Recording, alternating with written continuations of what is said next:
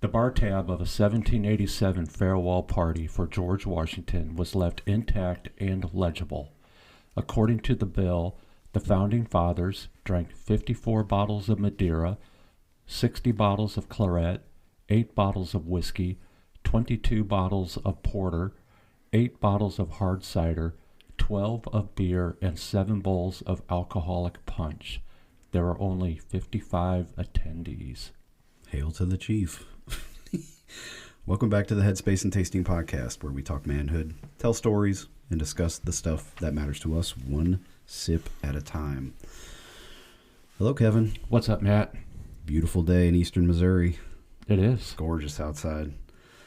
We're actually in drought conditions now. We were whining and complaining about all the rain we've been getting, all the moisture from the winter on, and now we're in a drought. Right. And we went from 3 inches over normal to drought conditions as of Thursday. Crazy. So out on the Katy Trail, it's pretty dusty. And nasty. After our Saturday training ride, I had to break out the Novage and flush out my nostrils, my sinuses for all the dust that was in there. I'm developing a dislike towards anyone with the fat-tired e-bike. Yeah. Zipping down the trail at 30 miles an hour like a crop duster. Yeah, I thought it was just the baby boomers that ride them things, but it's everybody. All ages riding those dang things 20 miles an hour down oh, man. And then when you got the guys, remember that big fat dude? He's like barely can control his bike and decides to take his hands off the handlebars as he's passing me and swerves at me. Right. I was getting ready to kick him over. There's wonderful people out there. Yeah, it was a nice ride. Yeah. All right, we have this is a watershed moment in our podcast. Our first 3-time guest. The trifecta. Trifecta. He's back for more. Your friend Dave. Welcome back, Dave. Thank you. Hi, Dave. Hi, Kevin. Hi, Matt. And let's jump right into this whiskey because Dave brought a special bottle today, and it is excellent. You want to talk about it, Dave? No, I'll let Kevin. He's our bourbon expert. Okay. Let's hear what you got, Kevin. Well, let me get the bottle. I'll read right from the bottle. So what we are drinking right now is Belle Meade bourbon finished in Malmsey Madeira casks. And this is batch number 19-01. So it's from 2019. Bottle number 845. And it is 45.2% alcohol by volume. That's very good, man. The first sniff was immediately, to me, dark fruits, like dark cherry and vanilla. That's what jumped right out of the glass. And as it sits here longer, it gets more, for me, more vanilla, caramel, and just like a deeper into the cherries, I guess, as it opens up.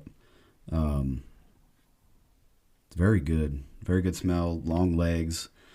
And you say this is aged 7 years, and then how long in the Madeira cask? 3 months.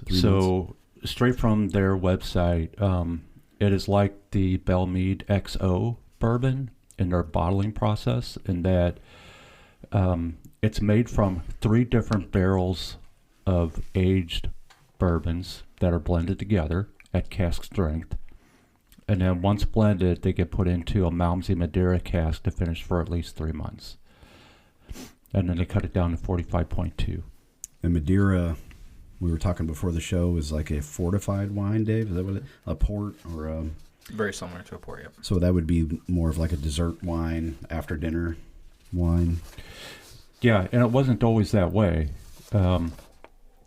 So as we were preparing for the show, I spent some time looking up Madeira because, what exactly is it? Yeah, I don't think I've ever had it. Right, so Malmsey Madeira. It's actually from an island that belongs to Portugal, 360 miles west of Morocco. And that's where they always bottled wine. And then they used to... wine in those days, we're talking 1700s, would spoil. Yeah. If you tried to transfer it long distances. So at the time, they would put some grape peel in it to try and get it to maintain its acidity, I guess, in order for transfer. But what we found out, or what the colonists found out with the bourbon, is Madeira. The Madeira wine is, while it was in the holds of these old sailing ships going across the ocean, the heat and the combination of the ocean was enough to preserve it and give it some more full body to the Madeira wine itself. And so it was one of the primary alcohols of the colonists up to and shortly after the Revolution. Wow. And it was sold in what we would call, a cask. They called it a pipe. So if you look in old literature and someone ordering a pipe of Madeira wine, it's the equivalent of a cask, and each pipe held about 700 bottles of wine. Oh. And so, give you an example, George Washington, right after he took control of the army back in 1775, he ordered a pipe of the Madeira wine and then ordered enough bottles to bottle it. And he was doing it to prepare himself and for his leaders. And he bottled 1,900 bottles of it right at the beginning and just shared amongst his closest aides and confidants. And so, that was kind of how the thing. In George Washington's lifetime, he purchased nearly 1,500 gallons of Madeira wine. Wow. That was definitely his favorite. But also at the time, Madeira wine had 20% alcohol by volume. Oh. So at the beginning of the show, when I mentioned a single night of a party, George Washington's farewell, which is true, and them drinking 54 bottles of Madeira wine. Yeah, they were lit. It's crazy. Like when you think today's bottles of wine are usually 13, 14%. Okay. And that was normal. If you think about it, functional alcoholism was normal back then. Yes. Having that state, we've talked about that. Yeah, I was reading that in the in this book here, that Undaunted Courage, that in Virginia, the social scene in Virginia was like everybody was just had a certain level of drunkenness at all times, and you would go to these parties, and that's just the way it was. So for modern day Madeira wine, they still heat it and infuse it with different spirits in order to maintain the similar quality the way it was back in the late 1700s. Okay, so when they put their bourbon, when Belle Meade put their bourbon in these Madeira casks, it's from this island off of Portugal that they got these casks from, right? So that's a pretty unique process. So I've never had Madeira before, so I don't know if I could pick it out on here. Are you guys tasting any wine flavors, port coming through? I get the cherries when I drink port. To me, it tastes like very strongly like cherries. What do you guys got? I can taste it. Yeah. Yeah, absolutely. Okay. Yeah, without knowing what the wine is, the fruitiness aspect of it is the Madeira. Yeah. And 3 months, we talked, I guess, was it the last show, about how long our bourbon's usually finished in certain barrels, and it's really not that long. And if they're doing it for 3 months, that's longer than usual, right? Now, to be fair, if this was a blind tasting, I wouldn't have been able to say, "Oh, this is Madeira," but I would have been able to say, "Oh, this was finished in something." Something. Yeah. Yes. I agree. And it's a high rye also, so it's 64% corn, 30% rye. That's surprising. And 6% malted barley. Huh. Because it's not really spice forward. It kind of, the spice comes in on the end for me. Kind of back of the tongue or even in my throat. Not immediately when you drink a high rye. I had it more in the middle toward the back. Did you? Okay. I was Okay. getting the spiciness. Yeah. All right. What'd you get on the nose? What did you think? Similar, what we were all saying. Certainly it was oaky. The caramel was coming out. And I wasn't going dark cherries. I was going more like the classic Luden's cherry cough drop flavor Okay. on the smell. But the taste was certainly a dark cherry. I wouldn't go so far as like an Amarena cherry, but certainly a dark cherry taste was in there. Some little bit of sherry. Yeah. The flavors of sherry was Okay. popping out, and as far as the finish for me, I like the oily feel and how it lingers. It never really goes away. It really lasts a long time. Yeah, that was a note for mine. Long linger, long finish. Yeah, it just sticks there. And even, the legs on it coats the glass. It really sticks around. He needs more. A little bit more, but we'll wait a second. The color, caramely. It's probably pretty dark compared to what you normally drink. I think this is the darkest one. Looking back at my notes, we had the Calumet Farm was up there. Is this the longest aged one you guys have had? No. Okay. Calumet Nashville Barrel was Nashville also Barrel. up there. Yeah, Nashville Barrel Company, small batch. Those were the highest. But, the longest one, I think, was the Calumet Farms that we did was the oldest at 14 years. Mm-hmm. All right. This is 90.4 proof, so not up and near our upper limit of what we've had before, but it's I think it's at the right level, man. It's like very well balanced as far as heat and flavor and body. This is a good bottle of bourbon. Yeah, it's right at the classic bourbon level, Yeah. that 90 percentile. But 45 per 2. Didn't we do a Belle Meade before? I think we talked about it. All the Belle Meades, they put them at 45.2. Could have sworn we did one. Well, we did the Nelson's Greenbrier. I was gonna say I don't remember you doing a Belle Meade. Oh, that could be very well it. The green, I think it's the Greenbrier brand. Yeah, they were 91. That was 91 proof. The Yeah. Nelson's Greenbrier, the handmade sour mash. That's their Yeah. original recipe.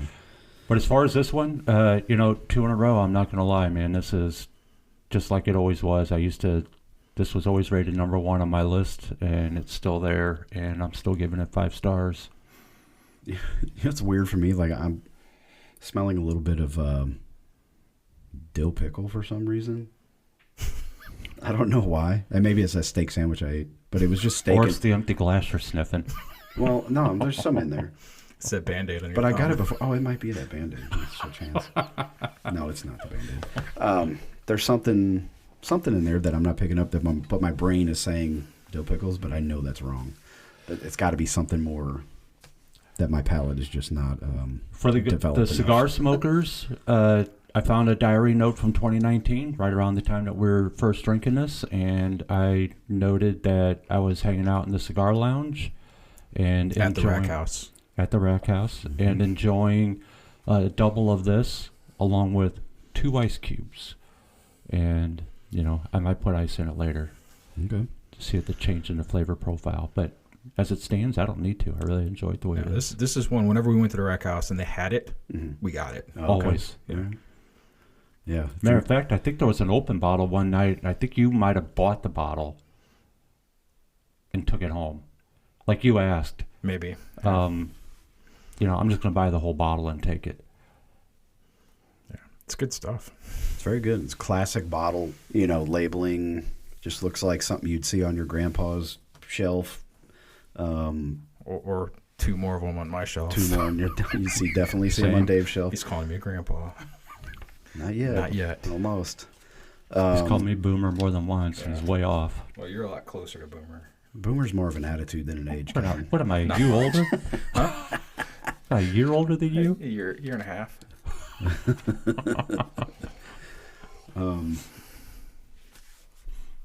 This is pretty cool. And you said the Belle Meade Plantation. We were talking. They're famous for horse breeding, right in Western Tennessee, and every horse. Every racehorse. This is what I learned. Every racehorse today that's racing in America can trace its lineage back to the Belle Meade Plantation. Now, they don't do horses now, not Right. for that, but they used to. Cool bit of history. And I think it really all traced back to one single horse. Yeah. I would bet. Horse people are weird, man. I lived around a bunch of them when I was in South Carolina. No, we started to show off with the Washington's party, and Yeah. then you started talking about George Washington. It reminded me of my favorite George Washington quote, which I keep on my phone. Okay. Because I don't know why it's my favorite Washington quote, but the Newburgh conspiracy, You're familiar with the Newburgh conspiracy, where the officers in the colonial army weren't getting paid Oh, yeah. for a long period of time, and they wanted a mutiny. And so Washington got up in front of the gathering of officers and to give what's called now the Newburgh speech. And he started it off like this: "Gentlemen, you will permit me to put on my spectacles, for I have not only grown gray, but almost blind in the service of my country." and that speech basically killed it killed the mutiny. Yeah. So it's one of my favorite Quit Washington whining. quotes. Quit whining. This is bigger than pay. Washington was a very interesting character, man. Very, very interesting. So Dave, you gave this 5 stars. I'm holding back on my star rating until I have a little bit more, because I think I was a little too generous with my previous ratings. So I've adjusted my rating scale, and because there's some in here that as I look back that I gave like 3.5 or 4 stars, and I was like, no way, not compared to what I've been tasting lately. So I wish this was like a 1 to 10 scale again, because I feel like that'd be a little bit more detailed. But I'm going to hold off to the end of the show to give my star rating. Okay. Dave, this is obviously your favorite. This is 5 stars to you? Yes, sir. All right. I think that's a given. You own 3 bottles of it. And thank you for sharing. Two now. 2 and 2/3. Thank you for sharing. Appreciate it. It'll be just 2 by the end of this show. I guarantee it. The last couple times you were here, we talked about the beginning of your career in the military and your deployments, and there's some holes in between. So a lot of stuff happens in a 20-year career. There's just 20 years, or did you do 21? Or almost 22, just 22? Shy of 22. Yeah, so there's a lot of stuff that goes on, and I'm sure as we talked, and you go back and listen to shows again, you're like, oh, I forgot to tell this story, I forgot to tell that, say that, and there's a lot of important, turns in everybody's life. And then we have your post-military career to talk about still. It's just completely uninspired. Well, I wanted to talk more about the VA. I agree. About VA, and I want to hopefully encourage other veterans to just take that step and go talk to the VA about whatever it is that you took with you when you left the Army. Not only that, like I'll say that, I was recommended to the trauma recovery program for my time in the fire service. Just from, I talked about it with somebody at the VA. So they're not just there, to just help you through whatever happened in the military. You're a veteran, and whatever goes on in your life, they want to help. So where do you want to start off today, Dave? Well, I mean, I wanted to kind of keep it light, as much as I could. But I mean, if we get to the end and we've got time, we want to talk some more of the PTSD stuff, I'm more than happy to do that too. Yeah, well, if we get there. But I was just thinking about, I've been on here twice now, and we kind of talked a little bit about some of my experience, my deployments, and all that, but I don't think we really got into any like the stories. I think we just kind of talked about us here and this happened, but didn't get into the stories. And I think one of the things that I find fascinating about time in the military, no matter how long you're in, there's always kind of weird and funny things that happen that are just absolutely memorable, right? And so I actually took some notes. I kind of went through some of the things that just came to my mind, like, oh, this could be a funny story to tell, right? So I've got a couple, and if you want, I'll just start off. All right, so let's do it. So the first few I'm going to tell are from my first deployment, OEF1, and I think I mentioned before that we were at an isolated airfield. Undisclosed location. Well, I'll tell you where it was, but we were supporting other government agencies, which basically means CIA. The mission there was they were flying Predators out of there and into the fight in Afghanistan, and maybe some of the border region as well, tribal border areas. But so we were there. So we're set up on an airfield, and then we've got our own perimeter, and then we've got a Pakistani infantry battalion around us. So we got like a dual ring of perimeters. Well, now we know where you were. Yeah, I was in Pakistan. I don't know. It seems like it's been 20 years. It's not classified. It's probably not classified at this point. I mean, I can get on Google Earth and find it. Sure. And everyone knows we were in Pakistan. Yeah. So, but because we were there with the Pakistani army, we had to form a relationship Yeah. with the Pakistani army. And so we'd do things like we'd have like little volleyball tournaments or things like that, in our spare time. But, one of the things that we did a lot of is about once a day we'd go over and we'd have chai with the Pakistani officers in their officers' mess. Mm-hmm.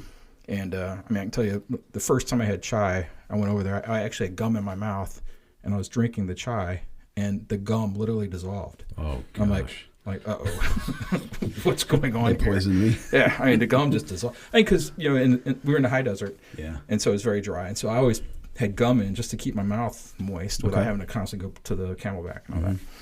Well, anyway, so one day I was over there at the officer's mess having chai, and one of the guys that was with me is named Joe. He was our JAG officer, assigned to us, and he always, whenever I went over, he went over there with me. We just hung out while we were over there. And he excused himself one day. This is early on. He excused himself to go to the latrine. Mm-hmm.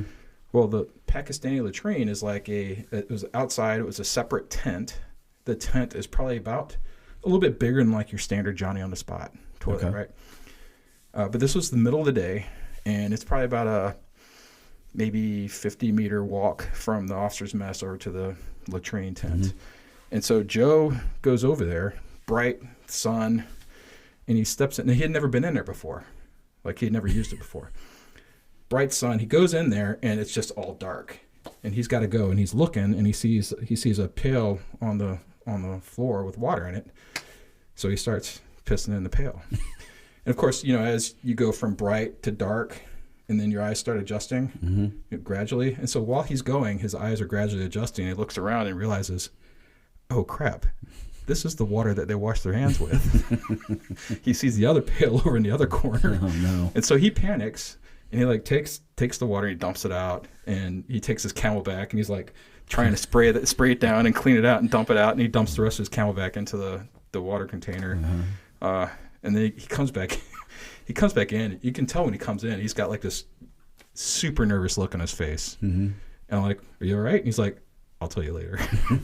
But he was like convinced that he created an international incident. Yeah. But what's funny is I would actually take that story, and when I worked at Amazon, I don't know why I thought I was being clever or funny or something, but I just whenever I'm talking to folks, I would like here's some words of wisdom, and I would tell that story, and I'm like, and the moral of the story is, don't rush into things. Take your time and get a good idea of your surroundings before you make any decisions. Let your eyes adjust to the situation before you let it rip. Yeah, take some time and take in the entire environment before you make any decisions. Don't piss in the wrong bucket.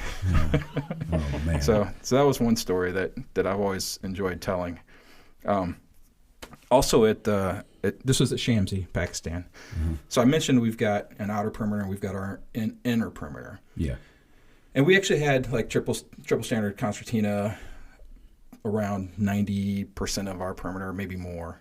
But we had two entry points that had no gate. It was just open. Mm-hmm. The wire would go to there. We'd have a fighting position, built up fighting position. And I think I mentioned before, I had part of my company, I had an infantry platoon attached, and they were basically there for force protection. Mm-hmm. And these are guys that would rotate in and out of the fight in Afghanistan. They'd spend 4, 5, 6 weeks with us, and then they'd go back. Another platoon would come in. Okay. So we start off with guys from 3rd 101, and then later there were guys from it was one of the 82nd brigades. I can't remember which one, but anyway, so these guys are manning the entry control point. Mm-hmm. And I remember sitting in my command post one day and just sitting there listening, had the radio on, and all of a sudden I hear the guy at one of the guard points call in to his platoon sergeant, or maybe it could have been one of the squad leaders or something like that, whoever the sergeant of the guard was for that night. And he said, "Hey, we got a problem." Naturally my ears perk up. Yeah. "Oh, we got a problem." And he's like, "Yeah, there's I'm not talking, but he's telling the story. He's like, there's a bunch of camels that are coming in right now." And, the squad leader or whatever gets on the race. Like, "What?" He's like, "Yeah, there's like a bunch of camels. They're coming into the perimeter right now. They're just walking down the road, going right past us." And the NCO says, well, stop them. Yeah, right. and it's quiet. Yeah. It's quiet for like, it was this pregnant pause for like 30 seconds. And all of a sudden the guy gets back on, he says, but they're big. It's just one of those, like, these aren't stories you're ever going to hear anywhere else, you know? But, but I remember that just being, it was just hilarious. But look, this camels just walked down the road, walked in through our entrance and just walked right on through, right out the other side. Man, you got to be careful what you tell some lower enlisted guy. Just stop him, and then he starts shooting him. You know. Well, that was my fear, you know. Because I'm sitting here in the CP like, am I getting ready to hear shots? Right. But he came back, he's like, but they're big. Anyway, let's see. We had I got a couple C-17 stories. So we operated in an airfield. Well, let me back up a little bit. One of the missions I did, I was actually flying in. Like basically a steak dinner to the brigade at Kandahar. So we had a C-17. The entire load was nothing but food. You know, it was like fresh food. Yeah. And I was the only passenger on the C-17, and I was actually flying from Qatar up to Kandahar. And I was the only passenger, so the crew came back and said, "Hey, you're the only person riding back here if you want. We got an open seat in the cockpit. You can sit up in the cockpit for the flight." I'm like, "That's pretty cool." You know, so they put me up, and they called it the RACM.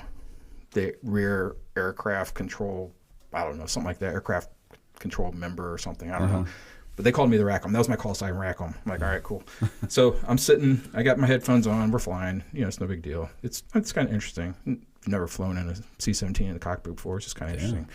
But in the C-17, if I remember right, that's to get to the cockpit, you had to go up a ladder. Yeah, a little bit, yep. And out, because they actually sat up on top of everything. Yeah. Well, not as much as like a C-5, but yeah, it is like a little bit of a...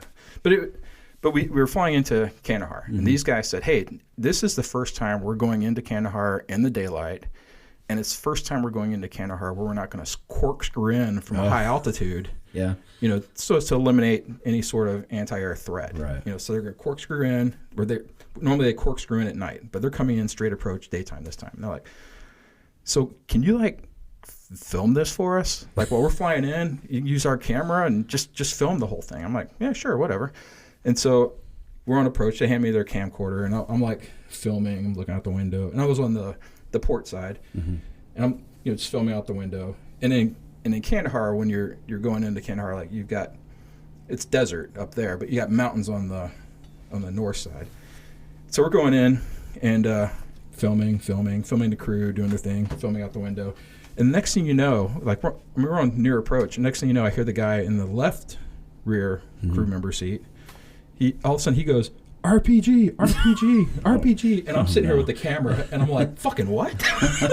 And I'm sure that's what the video shows. It shows me looking out the window and going, "Fucking what?" But apparently some mooge chucked an RPG at the C-17. I mean, why not? You know, I asked the crew about it after. I was like, "Were you guys worried about that?" I was like, "No, it had to be a golden BB to take us down." Yeah. You know, and there's no way that thing was going to actually get us. But somebody launched.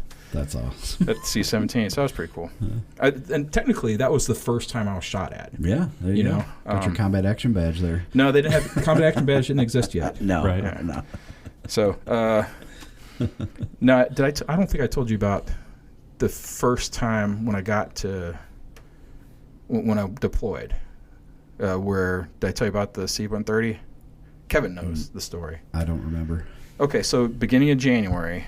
My boss and I are actually going to go to. We're in Qatar, but we moved over to Bahrain. My battalion is in the process of deploying. Most of them are still, like the first elements are like en route to Spain. They're transloading and all that, and then flying into either Pakistan or Qatar.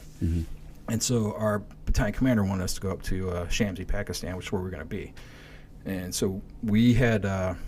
My boss, who's a major, we had moved over to Bahrain, and we were taking a C-130 from Bahrain into Shamsi. And it was a Marine Corps C-130. It had a bladder on the interior. I mean, they had a mission to deliver fuel. Yeah. And so we're in Bahrain. We get manifested. We load our stuff on the C-130. It's just two of us. And then before we're actually going to load, my boss gets on the satellite phone, and he calls battalion commander, just let him know, okay, here, we're getting ready to launch it. And he said, "Nope, I want to redirect you." And I don't even remember where he was redirecting us. He changed his mind. He wanted us to go somewhere else instead. All right, cool.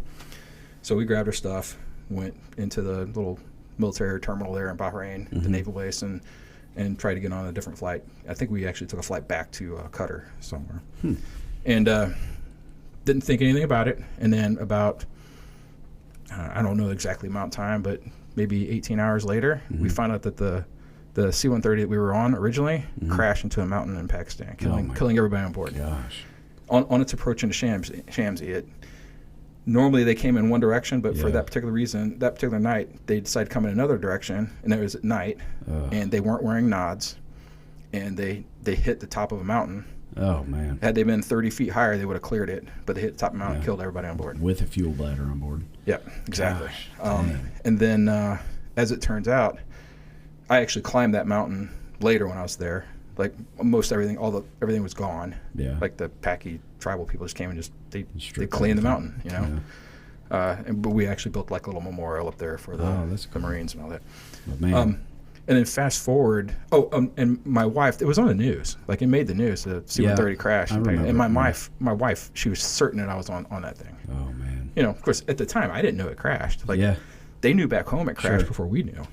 But as soon as I found out, it's like, maybe we better call home. Yeah. So called home and said, Is that the one that your mom found? That's where I was going next. So now I found this out later. I didn't hear this part of the story until I retired in 2015, and I went down to Tennessee for my grandmother's funeral. And we were at dinner afterwards. And it turns out that my mom worked at the skiff at Redstone Arsenal. Oh. So she lived in Tennessee, but she used to work in St. Louis, but when they did some big arrangements, they had an opportunity for her to go to Redstone. So she worked in the skiff at Redstone. And she's telling me this story. After I've retired, she's telling me this story. Can you explain what a skiff is for people that don't know? It's like it's a secure facility for classified information. Okay. So you have to sign in. You can't take phones in, things like that. You have to have they check your clearances, make sure you actually have authorization to be inside. And so she's working in there, and fax comes across the fax machine there, and it's the manifest of the plane crash. Oh no! And guess whose name's on the manifest? Mine. Yikes! As well as Major Lascotti, and because apparently they sent in the first manifest, they didn't send in the corrected manifest. Sure. So my mom saw that, and like she went to her boss and said, "I got to go home," and she went home, and about some time later, the corrected manifest came in. They called her immediately when they saw it. They called her, "Hey, your son's name. We got an updated manifest. Your son's name's not on it." Wow, man. And then the next day, she went to her boss and said, "I can't work here." Yeah, and she requested reassignment, so they reassigned her. But I didn't know about this at all because she never told me. She never told me that she had seen a manifest with my name on it. Wow. I mean, I had no idea that thing even existed. I mean, when she told me, I started to break down. Yeah. And it was like I couldn't believe she held on to this thing because I retired in 15, and this happened in 2000, early 2002. So she held on to that all that time without telling me. And I asked her, why didn't you mention this before? She's like, well, as long as you were in the Army and deploying, I didn't want you thinking about that kind of thing. Yeah. You know, and I'm like, it's fair, but talk about the kind of burden that put on my mother for a few hours. So. And then, so I wonder, did the Army think you were KIA or? Potentially, but there was no notifications. So I guess they're going to confirm. There's going to be a lot of confirmation before they do that kind of stuff. Yeah. But my wife said her and her mom were convinced I was on that plane. I'm like, well, I was. Yeah. I just wasn't on it. Holy moly, then. Man. So, and then we had another incident with a plane crash at Shamsi. So Shamsi had a maximum on ground of 1. And generally speaking, that means you can only have like one plane. Actually, I think it was a MOG of 2.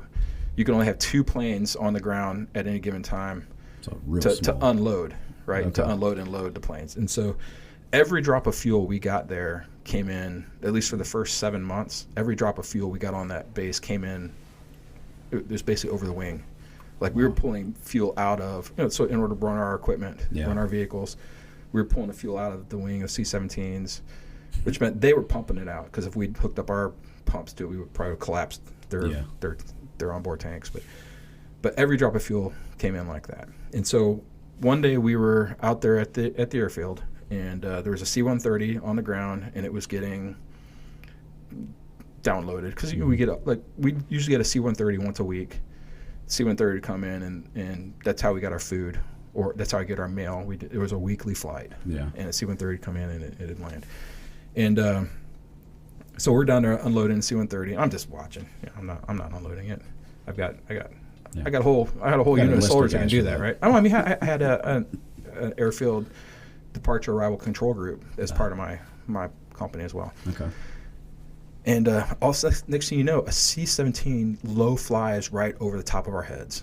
Like, what the hell, Mm-hmm. And then he goes down, keeps going down the valley, turns around, and he's hot dogging, and he comes back in to come into land. And like I said, this guy's hot dogging. I don't know what he did, but when he's coming to land, he flared so intensely. If you picture a C-17 flare, yeah. He flared so intensely that the tail of the plane hit the runway. Oh, dude. All right, and then his tires hit. And so he did this thing where it was like right tires, rear left tires. And then he started to do this, and he's coming right toward us. And I swear to God, we thought this guy was getting ready to start cartwheeling into us, right? And so we all took off running because he's coming right for us. But he somehow saved it and took off, or got back in the air and came back around and landed again. And it was like what the hell? Anyway, so as the commander on the airfield, I get the call, says, hey, you need to go take as many pictures of this as you can. Yeah. You're going to take urine samples from the crew. I'm like, and so literally I'm piss testing a crew, and I actually climb in with the crew chief on the plane, and he's peeling back panels, and I'm climbing, taking pictures. This pilot broke the airframe. Yeah, I bet. Like it would not be able to pressurize. Dude. And so the C-17 is sitting at the end of our ramp, and basically Just shut down the whole operation. We were shut down until they could fly in a crew to fly the plane out. Then we're going to let that crew take it out. But the only way a crew was getting in there was via helicopter, because they can't fly in by plane, because we've got 2 planes on our runway. And flying helicopters around there is pretty dicey. Yeah, but they flew. But these guys, this crew that did this, they spent the next 2 weeks there, playing volleyball and relaxing, just chilling out. Typical Air Force. Yeah. Right. Yeah, if it was the Army. But I take but I piss test. I'm like, all right, now what? Right. I've got these samples. Yeah. How do you test it actually? What am I going to do with them? But I was you- directed, go piss test these guys. I'm like, okay. Yeah. But then I did it. And I'm like, all right, now what? Yeah. I've got these samples just in the fridge, and they sat in there for like 2 weeks until that helicopter crew came in. Well, it wasn't quite 2 weeks, like 10 days. So till the next crew came in helicopter, and then they collected the samples up from me. And Anybody could fight that.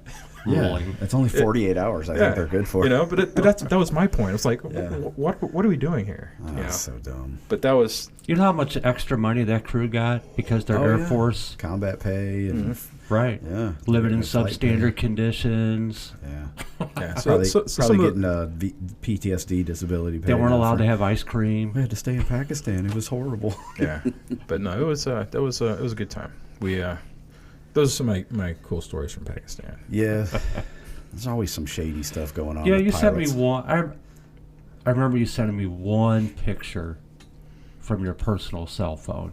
Yeah. And something along the lines of, you didn't get this from me. Oh, did I send you pictures of the damage? No, it was, I want to say it was Delta Force or somebody was there. Oh, yeah. So we did based off of our locate where we were, we did prisoner transfers occurred at that airfield. Okay. And so they'd fly in like a helicopter or something like that, and then they'd transfer the prisoner to a C-130 or something. Or no, it's the other way around. They fly in a C-130 and they transfer the prisoners to a helicopter, like a Navy helicopter, which then fly them out to a carrier offshore somewhere. International waters. And the picture you sent me was clearly a picture that was shot from the hip with your cell phone, and it tucked into your pocket real quick. Yeah.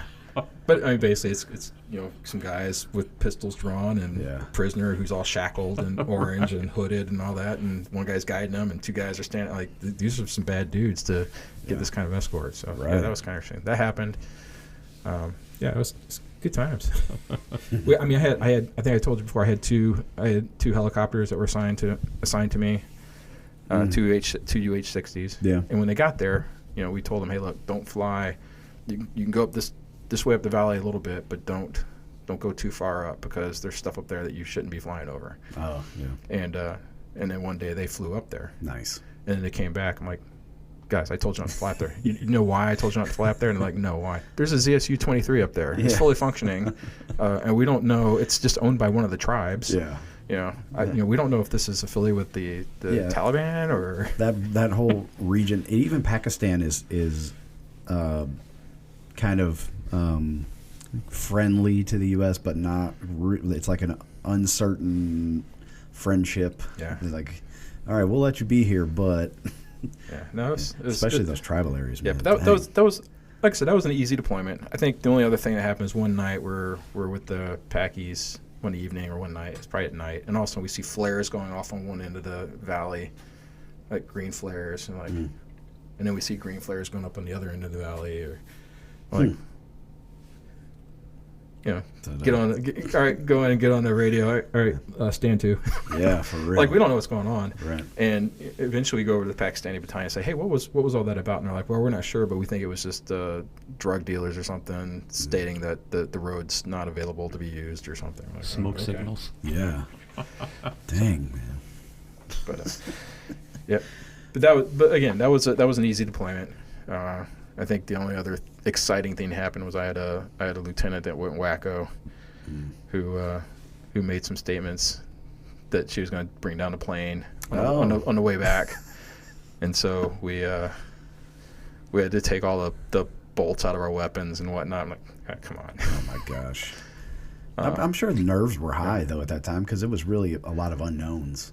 Yeah. Well, this lieutenant was white, and she ended up writing some threatening letter where she threatened the families of the brigade commander, the battalion commander, and me. Doggone. Like she ended up institutionalized. Yeah. She went AWOL and she ended up institutionalized. Wow. So on my way back from that deployment, it was my first experience with Ambien, because I told we had a PA who was assigned to us, and I told him like, hey, I really want to sleep on the flight coming back, even though I'm escorting this crazy lieutenant. Anyway, so he gave me some Ambien. I'm like, all right, cool. So we got to Germany. I stayed awake for the first flight. I was gonna sleep from Germany back to Fort Campbell. Mm-hmm. So got to Germany. We're in the terminal there. I guess it was Frankfurt, maybe. No, Ramstein. And the first thing that was stupid is our guys would go, like, I got 50, 60 soldiers with me because it's like the first flight. We multiple planes. We're flying C-5s. Oh. Anyway, so these guys, we're at Ramstein for, I don't know, 5, 6, 7 hours, and everybody wants to kind of go out and look at the green, right. And so they did. They'd walk out and they go look at, left their rifles, their saws, left their weapons inside the terminal with their battle buddy while they walked outside to smoke a cigarette or go look at the green. Yeah. They come back in and they make them go through the X-ray machines. I'm like, okay. And they started, the Air Force that was running the X-ray machines, they start confiscating all their Leatherman tools and their pocket knives. And I'm like, are you kidding? No way in hell. And so I went and talked to these guys. I'm like, this is what the rules are. We have to enforce. I'm like, that we have M16s and 249s and. Yeah. So I went and found like a senior enlisted guy. I'm like, hey, you need to get my soldiers all their Leathermans and their pocket knives and all their stuff back. This is not. He did. He went and got them all and gave it back to our guys. But so we're waiting to get on board, and they find us, okay, we're ready to board C5. So I pop the Ambien. We go out, get on board, start to settle in, and all of a sudden they say, we got a maintenance issue. You guys need to go back into the terminal. So by the time I go into the terminal, the Ambien kicks in, and I laid down. You need a babysitter. And I was out. And frankly, I don't remember much after that until I got back to Fort. But apparently, my soldiers went over and picked me up and carried me out to the plane. Yeah, dude, that stuff is insidious. Yeah. Ambien's like one of the worst drugs ever made. But when I woke up at Fort Campbell, wide awake, just it was like best sleep I had. Wow. So when you first went to Afghanistan, you were advanced party. I was on the torch party, all right. Okay. That's what we call it, the torch party. Okay, so being on the torch party, based on all your prior training and experience, how much of it was applicable or versus ad hoc on the spot trying to figure out how to make things work? It was 100% ad hoc. Really? 100%. I mean, we didn't know what we were going to see when we got there. We didn't even know where exactly we were going. You know, I think when we ended up after flying for like 24 hours because we kept landing in different spots, and we ended up in Qatar. And I think once we got to Qatar, because that's where our headquarters is, in Doha, and so we went over there, and then that's when they said, "Oh, you guys aren't going into Afghanistan after all. You're going to be part of Pakistan, and some of you are going to be down here in Qatar at Camp Snoopy." And so that's when, I mean, the mission just kept changing. And we flew over there with $1 million in cash. Snoopy. Yeah. That's right. I got a coin you gave me. Yeah. But we flew over there with $1 million in cash. And as soon as we got there, so, well, you're not going to Afghanistan anymore. Well, what are we going to do with all this cash? I'm like, well, go turn it in over here to blah, blah, blah. So, I mean, we basically transferred $1 million in cash from the U.S. to Doesn't matter. They just printed it a week earlier anyway. Probably. They saved it for Obama to take presidency and then give it to the Taliban. You know, $1 million in cash is surprisingly heavy. Yeah. I mean, it filled up one backpack, and that backpack felt like you were carrying a box of copy paper. Was it all hundreds? I think it was in various denominations. Okay. But yeah, was it because like the mission kept changing because the mission was advancing so quickly through Afghanistan? Like the SF teams were, like everything was just going so quickly? Honestly, the invasion of Iraq was very much ad hoc, you know? Yeah. I mean, the way with the rolling start type thing. I mean, I told you last time, I literally, my Humvee came off the boat and we went straight into attack position Terry from the boat. Yeah. A lot different than Desert Storm. Yeah. But I think it's almost like they already had a plan in place before we decided to go to war. I think this, I mean, looking back on it, nobody's asked me that question, by the way, ever. But if I was to guess, I'm going to guess that this was just the way the Department of Defense was working then under Rumsfeld. Okay. I think, and everything about what we were doing in Afghanistan and Pakistan was based off of boots on the ground. You can only have so many boots on the ground. And that's why my company was a headquarters company. But the squads and platoons that were made up, like I was a multifunctional logistics company. I had everything that you think of any logistics function, I had it in this company. Was this was at the time when they were trying to go to those brigade combat team type stuff where you had like all in one and one brigade? That was a little bit after. Yeah. That was probably around 2004. So maybe they were just conceptualizing it at this and say, let's try it. Or theoretically, and what I ended up doing isn't kind of what we went with. But I honestly think, based on what you're telling me in this discussion right now, I think the difference between Desert Storm and Iraqi Freedom is that they tried to take the template they had from Desert Storm and stick it in Iraqi Freedom, but all the assets weren't there because you had a downsized military compared to the last of the Cold War military. Yeah. But my company was made up of slice elements from all over the United States, you know, and they just gathered under my guidon. So it was an interesting command. What about coalition forces besides Pakistan? The Pakistani army, like you said, you were there. Were there any other coalition forces there? Not with me. Because it was so quick. It wasn't enough time. So I think the English were involved right away, right? Well, actually, the Canadians were the first ones that came in. Okay. And they actually deployed in probably around January, February of 2002. Princess Patricia's Canadian Light Infantry went into Afghanistan, but they deployed through Qatar. Don't they have like the JTF one? Because we had to transload their stuff from C5s to C17s. To fly into Afghanistan, because C5s couldn't land there, so the C5s were bringing the stuff into Qatar, too big, and then we were transloading from C5s to C17s because they're too big to land on that small airstrip, or they'd probably be too big to take off. I would imagine, probably, but yeah, that was. I mean, it was an interesting time.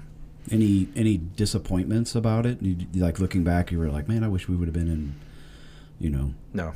Afghanistan instead of Pakistan. No, I was happy where I was. Good, that's good. Yeah, it seems like you got to use all your skills, all your training, everything. Plus your non-tangible leadership skills. Yeah. It was interesting. Like my OER for that deployment, my Raider was an 05, and my senior Raider was an 08. Oh wow. you know. Yeah. So not much up above you, huh? I mean, No, two-star you're the general. man. it was a 2-star. Yeah. Two-star general was a senior raider. That doesn't usually happen on for Not a very, captain. not Right. very many levels is Right. what I meant. You know, I that's mean, what but I it's meant by that. because it was just such a small operation, you know. Yeah, and that's something that America has always excelled at, right? Improvising, adapting, and overcoming in combat situations, handling things at the lowest level, all that kind of stuff. So maybe they were just kind of like, yeah, we can do this. Let's go. I remember reading the book Red Storm Rising, Mm-hmm. Tom Clancy, Yep. and there's the Soviet Army commander. One of them was discussing how the U.S. Army was constantly improvising to the lowest level. How we had so much freedom to maneuver and make decision, even at the lowest level, which was freaking out the Soviet command structure because they're taking out the U.S. command structure, thinking they can stop. Yeah. They're going to roll right over the Americans, talked but we about- advanced, and we just kept doing We it. don't follow our own doctrine. Right. Like our doctrine manuals are more just for just a distraction, so our enemy could read our doctrine, and then we're doing something different. Well, that you got to have some structure, but Yeah. it's all about being able to make a decision, and that's what's great about us. Is we do. Yeah. So I talked about the rolling start. Yeah. So I've got a good story from that one. So this is the Alright. invasion of Iraq. Okay. So we get my vehicle, and we're going over to attack position Terry. Through Kuwait, right? Yeah, we're in Kuwait, Mm-hmm. and we went from, I can't remember the names of the camps that we were at, but we went from one camp in route to Terry. We went from one camp to another camp to link up with some others. Mm-hmm. I think that's where we linked up with the infantry unit that was with us. And then we went into the attack position. But while we were there, the war had already started. Mm-hmm.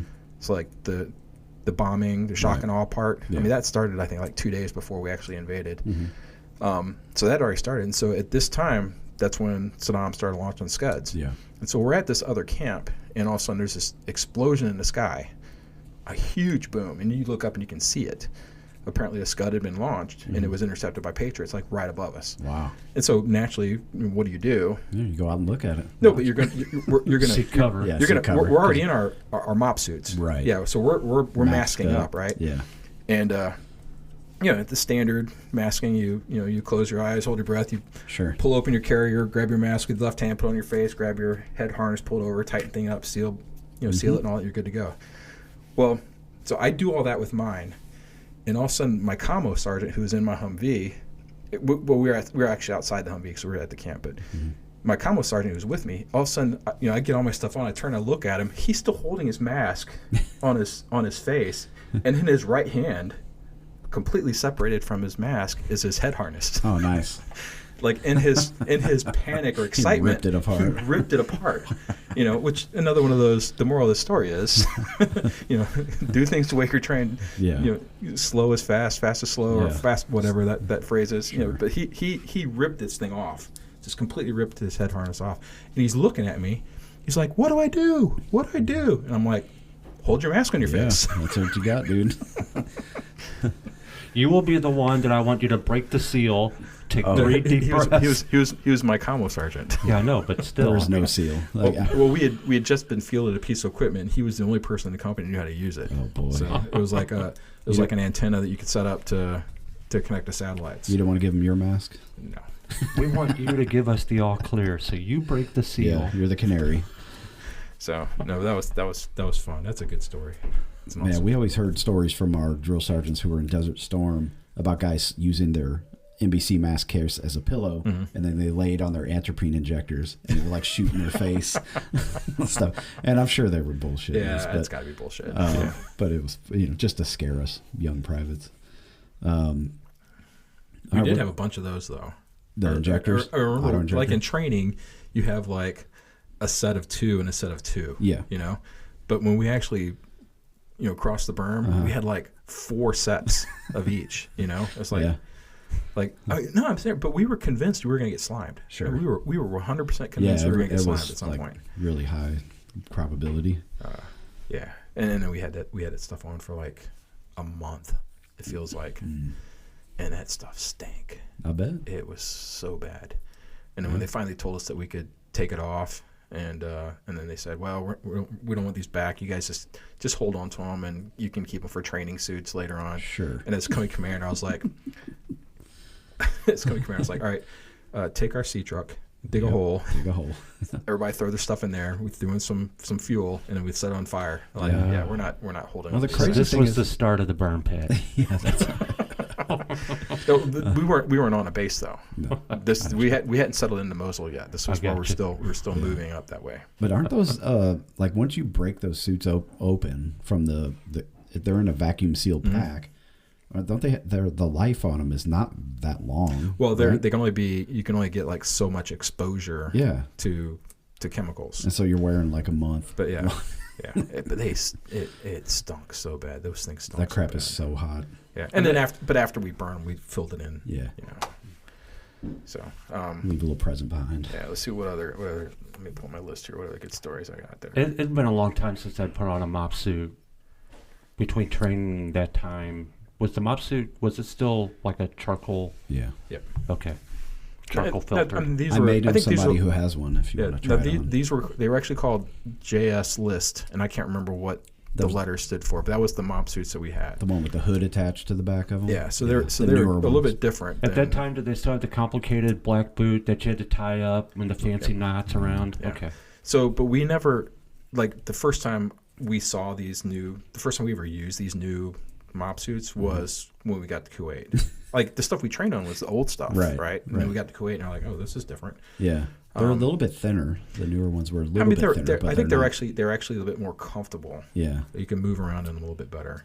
But I remember we were remember I told you we set up a rapid refuel point. Yeah. And I remember I went to the TOC one day. This is an infantry battalion. Went to the TOC one day, and I guess they had like a surgeon, or maybe not a surgeon, some medical professional that was assigned to the battalion.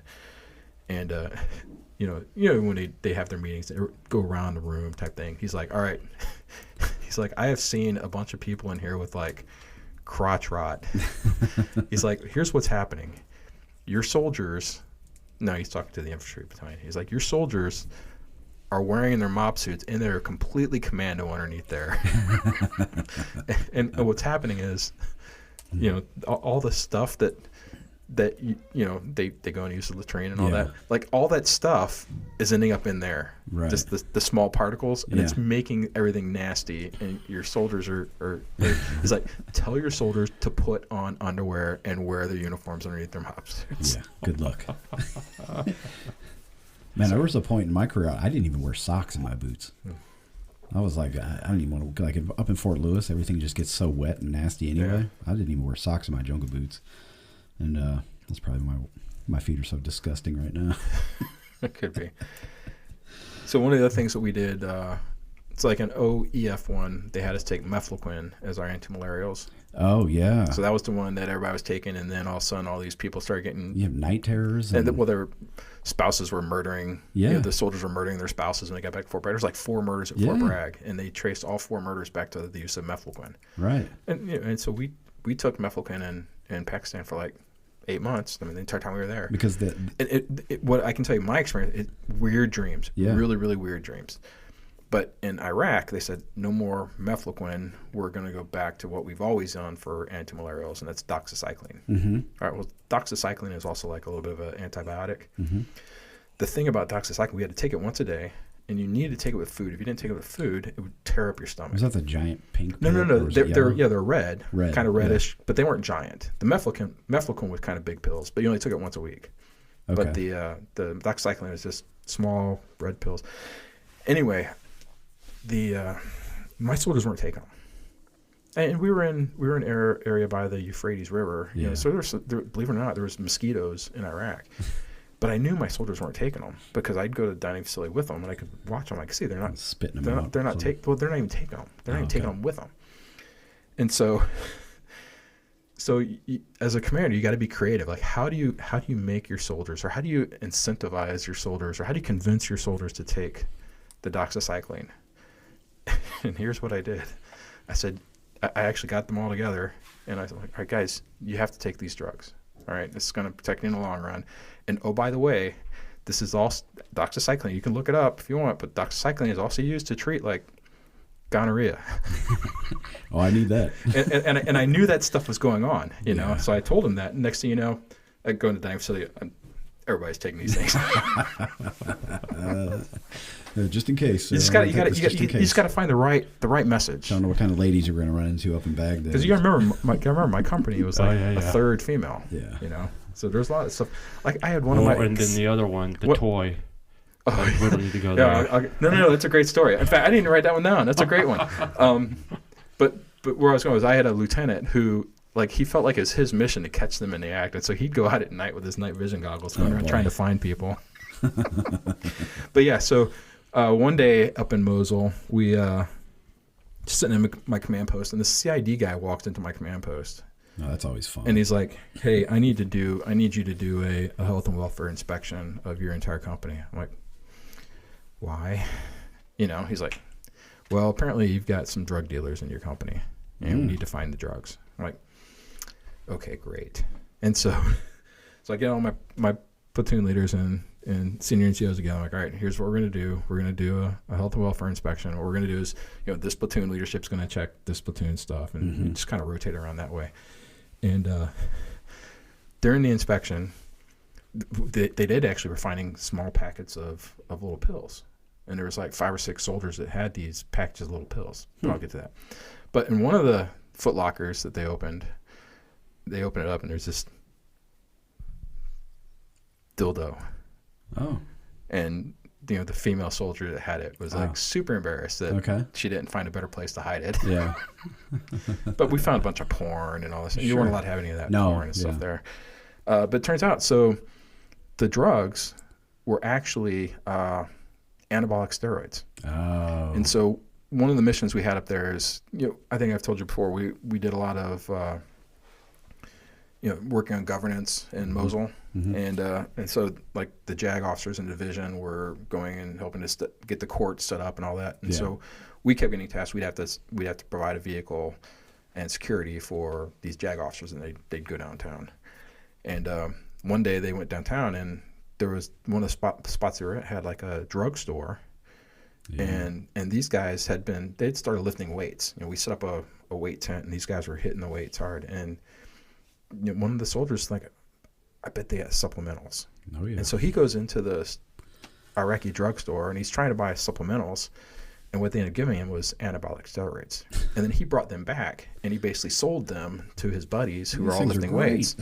Yeah, and we had noticed that there were some guys that were really like beefing up, and like, wow, they're hitting the weights hard. Good for them. We had no idea they were getting access to anabolic steroids.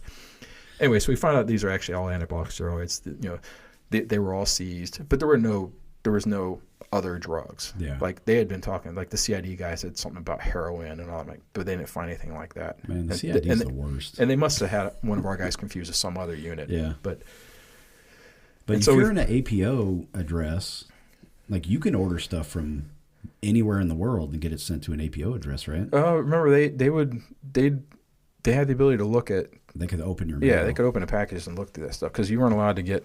I knew guys who were ordering stuff from. Oh, I'm sure they were. Poland but it was probably a little bit of a risk. But yeah. But anyway, so we found out who the guy was that bought it, got the whole story, and I pulled him into the commander's office. Yeah. And I had this guy scared.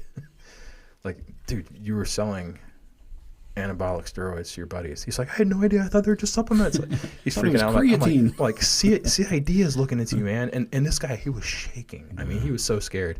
He's like, what's gonna happen to me, sir? And I'm like, nothing. Go back to your unit. We're gonna send you to Iraq. So, but that was a good time too. That was a lot of fun. I had a lot of fun as a commander in that particular instance. Man. Let's see the other things that we used to do. I think I told you we'd sit up on top of the roof of the Iraqi barracks in our chairs. We wait for the firefights and all that other stuff in the distance. Across the airfield, outside the airfield, there was an ammo dump, Iraqi ammo dump. Later, my unit would get mission to go over there and destroy enemy ordnance. You know, I had like a engineer section attached to me to do that. Okay. But before that happened, one day early on, the unit that was actually over there at the airfield was burning trash, and the fire got out of control, and it spread over to the ammo. Yeah, I think you told us about that. Yeah, right? and the next thing you know, the ammo's blowing up for like a day. Yeah. Well, we were sitting up on top of during the day when it's happening. I mean, this is like two miles away, right? So we're sitting up on the roof, in our lawn chairs just watching. And one of my lieutenants had a camcorder. We actually had this on video. Had a camcorder, and all of a sudden, we're sitting there, and all of a sudden, shockwave. Like, no. Shrapnel. Oh, dang. A huge piece of metal just flew past our heads. It's like, what the hell was that? Yeah. All right, everybody off the roof.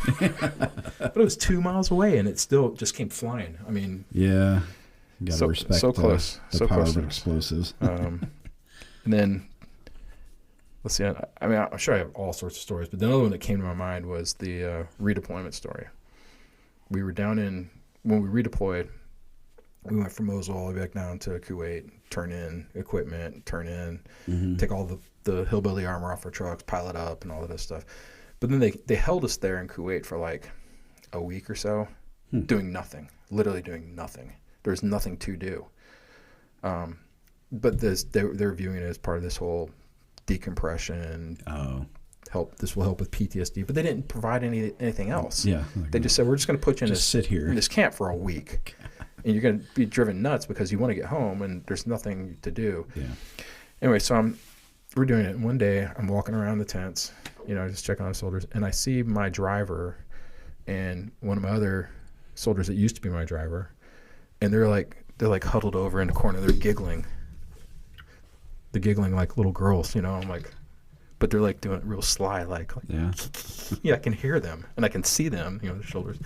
I go around, what are you guys doing? They're like, nothing, sir. I'm like, no, come on. What are you doing? Nothing, sir. And then they show me. They've got 3x5 cards, and on the 3x5 cards, in marker, they've written, poof, you're ugly again. And their plan was they're gonna hand those out on the airplane to all the female soldiers in the company. I was like, no, you're not. Oh my gosh. And if I see those, I know you're the ones who are involved, so I better not see any. Oh man, that is hilarious. Yeah, those poor ladies. And then I got a few from when I was with the MIT team too. They were pretty good. Like we were, I think I told you, initially we didn't have enough people to crew our vehicles, so we do missions. We have an American driver, American TC, an Iraqi gunner, an Iraqi officer, and an interpreter in our vehicles. But before we did that, we had to train them on how to operate the turret on the Humvee and all that, how to use their headsets. Did you have the motorized turret at that time, or was it? No, it was a crank. Just crank it. Crank, yeah. But we still had to teach them how to do it. We had to teach them how to mount the PK and machine gun up there, how to set the ammo up. I mean, so basically we're doing like one-on-one instruction with these guys on how to get everything set up.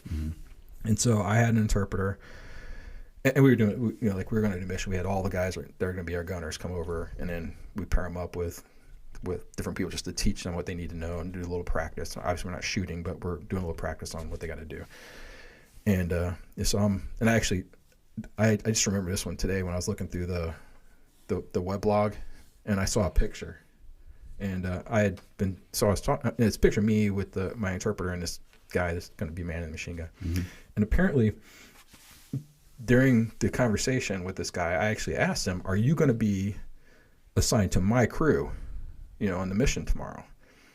And the response that I got back was, "I will go with you to the death." And I was like, that's how it came back to me through the interpreter. And I'm like, wait a second. Is that what's going to happen tomorrow? What kind of thing goes through your mind? Like, what do you know? Yeah, I will go with you to the death. Like, no. Hey, that's great, but that's not what I'm asking. I'm asking, are you going to be crewing on my truck? Are you riding with us? That's all I want to know. That's the thing I loved about translation or interpretation and all that. It's just you'd get things every once in a while. You're like, what?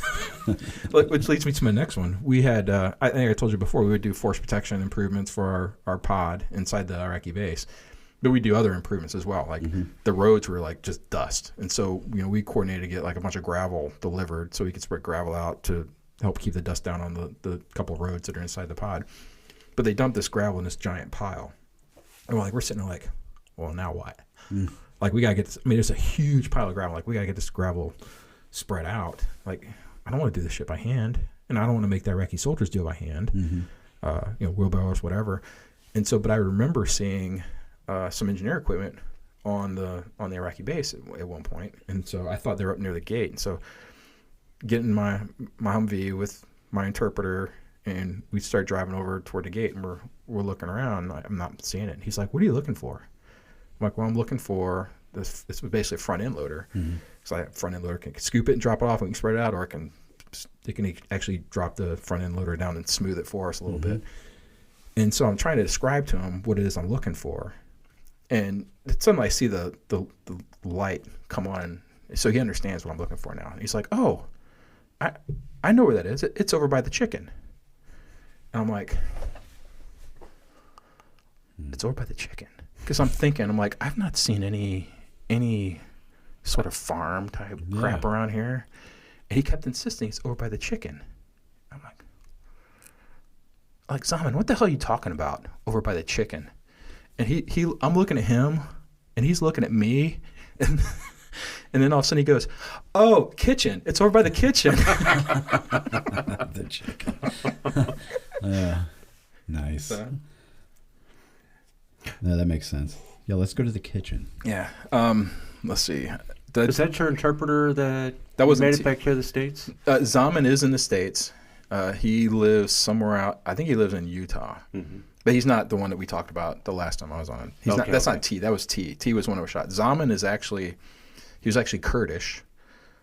He was still Shia, but he was Kurdish. So I mean, his family's from the north, but he was down there with us where we were in southern Iraq. So he was a good dude. Yeah. Like I said, he made his way over here. I don't know a whole bunch about him. I think I was connected with him briefly on LinkedIn for a while, but I think he still has family in Iraq, and so I think he started to minimize his social profile because of the fact he had still a family in Iraq, and he didn't want them to be put in any sort of danger. Yeah.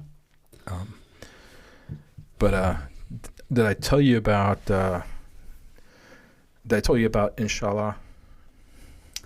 Well, so I think I talked about Inshallah from a perspective. The soldiers didn't want to wear their body armor and helmets because of Inshallah, right? Yeah. God wills. I'm going to die. I'm going to die. But that phrase, Inshallah, if God wills, is basically what it means.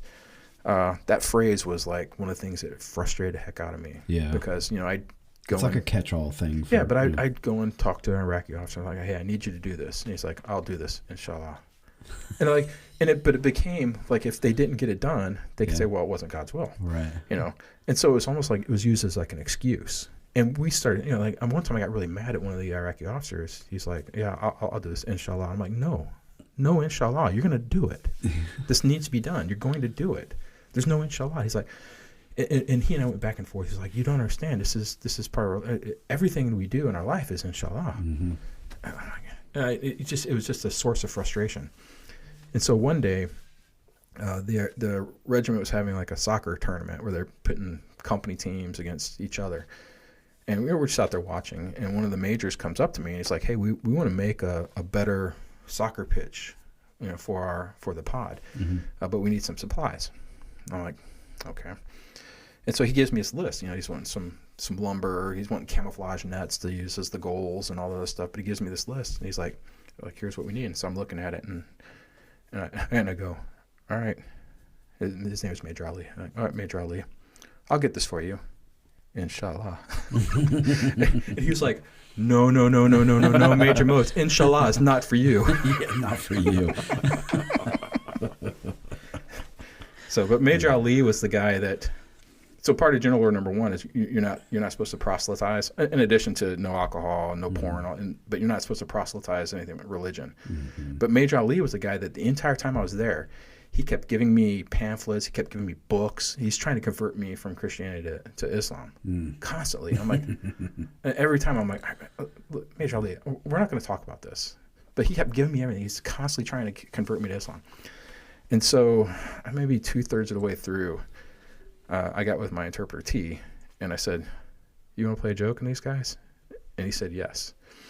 And so we went in there, and I'm sitting down. It's me, T, and then there's like 5 Iraqi officers, like majors. And I said out loud to Major Ali, and T was interpreting, but T knew it was going to happen. So I said to Major Ali, I'm like, "Major Ali, I'm ready to convert to Islam, but on one condition. And all of a sudden, and T translates that, and all of a sudden, all the talking at the table stops, and they're all looking.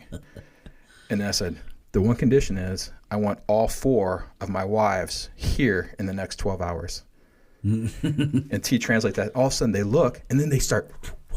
Yeah. They'll get you a wife. You know, I mean, they are. I mean, I'm sitting there watching them, and they are legit trying to figure out where they can find me wives, Man. right? Like they're talking, and I'm asking T, like, what are they saying? He's like, well, he said he thinks he's his cousin, and they're going through this, and this went on for like 5 minutes. Wow. And I'm sitting there, and finally I look at T and I smile, and T looks at me and he smiles, and then I started to chuckle a little bit, and then one of the officers turned and saw me, and I stopped, but T kept laughing. And then that's when they figured out that it was all a joke. Oh, boy. They were about to give up. But their they were whole- like, every single woman in their family. no, that was fun too. It's crazy the bonds you get with people from other countries. The Koreans that we met, how close you can get to people. Did you work with a lot of Katusa soldiers, Kevin? I had an interpreter assigned to me Yeah. because I did 2 weeks as part of an officer exchange program. Oh, okay, cool. So I spent 2 weeks with a unit of the Rock Army Nice. farther up north. So yeah, that was fun. Learned a lot. Yeah. You get to realize, like, we're all human beings. Yeah. and Well, we're so all that's really the that's same. one of the things along the line. One of the first things I did with the officers in that unit was I gave them a piece of paper and I told them to quad it out. And this is square 1, 2, 3, and 4. And I want you to write down what's the priority in your life for square 1, square 2, square 3, and square 4. And they all started to write it out. And I did my own. Mm-hmm. And I had the other Americans that were there do their own as well. And invariably, in block number 1, people would put like religion, they put family, children, they'd put their job, they'd put their career, whatever, money. And so they'd fill out this quad chart. And then when they're done, I stuck them up on the wall. And I had all the Iraqi ones over here and all the American ones over here. And they were very generic in terms of like what's important to your life. And then what I did is after I had them all up, I asked them like, all right, so what about your quad charts is similar to the American quad charts? And they're like looking at them, they're like, they're all the same. Mm-hmm. I'm like, yeah, we're all the same. The only difference is, different religions, different focuses and things like that. Mm-hmm. But yeah, we're all the same. In we all care about our families. We all want our children to grow up in a safe place. Yeah. And I think that was one of those things that we did to break the ice and That's a say, good hey, look, idea. there's nothing, we're the same. Mm-hmm. So, the last interesting story I got before we can get into any war stories, if you want. Sure. So we had one mission where we went to the Kirkush military training base. We were taking a team of advisors from where we were in Numania up to Kirkush, and it was about a 8-hour drive. And this is a mission where the route that we were going to take took us along the Iranian border, which is pretty cool. But we left at like 2 a.m, started driving up there, get up there and drop these guys off. Actually, I think we left earlier than that. We may have left at like midnight. Got up there, dropped these guys off, and it was just a long drive. And we're just 3 Up Armor Humvees. That's all we got. And then we've got, wow.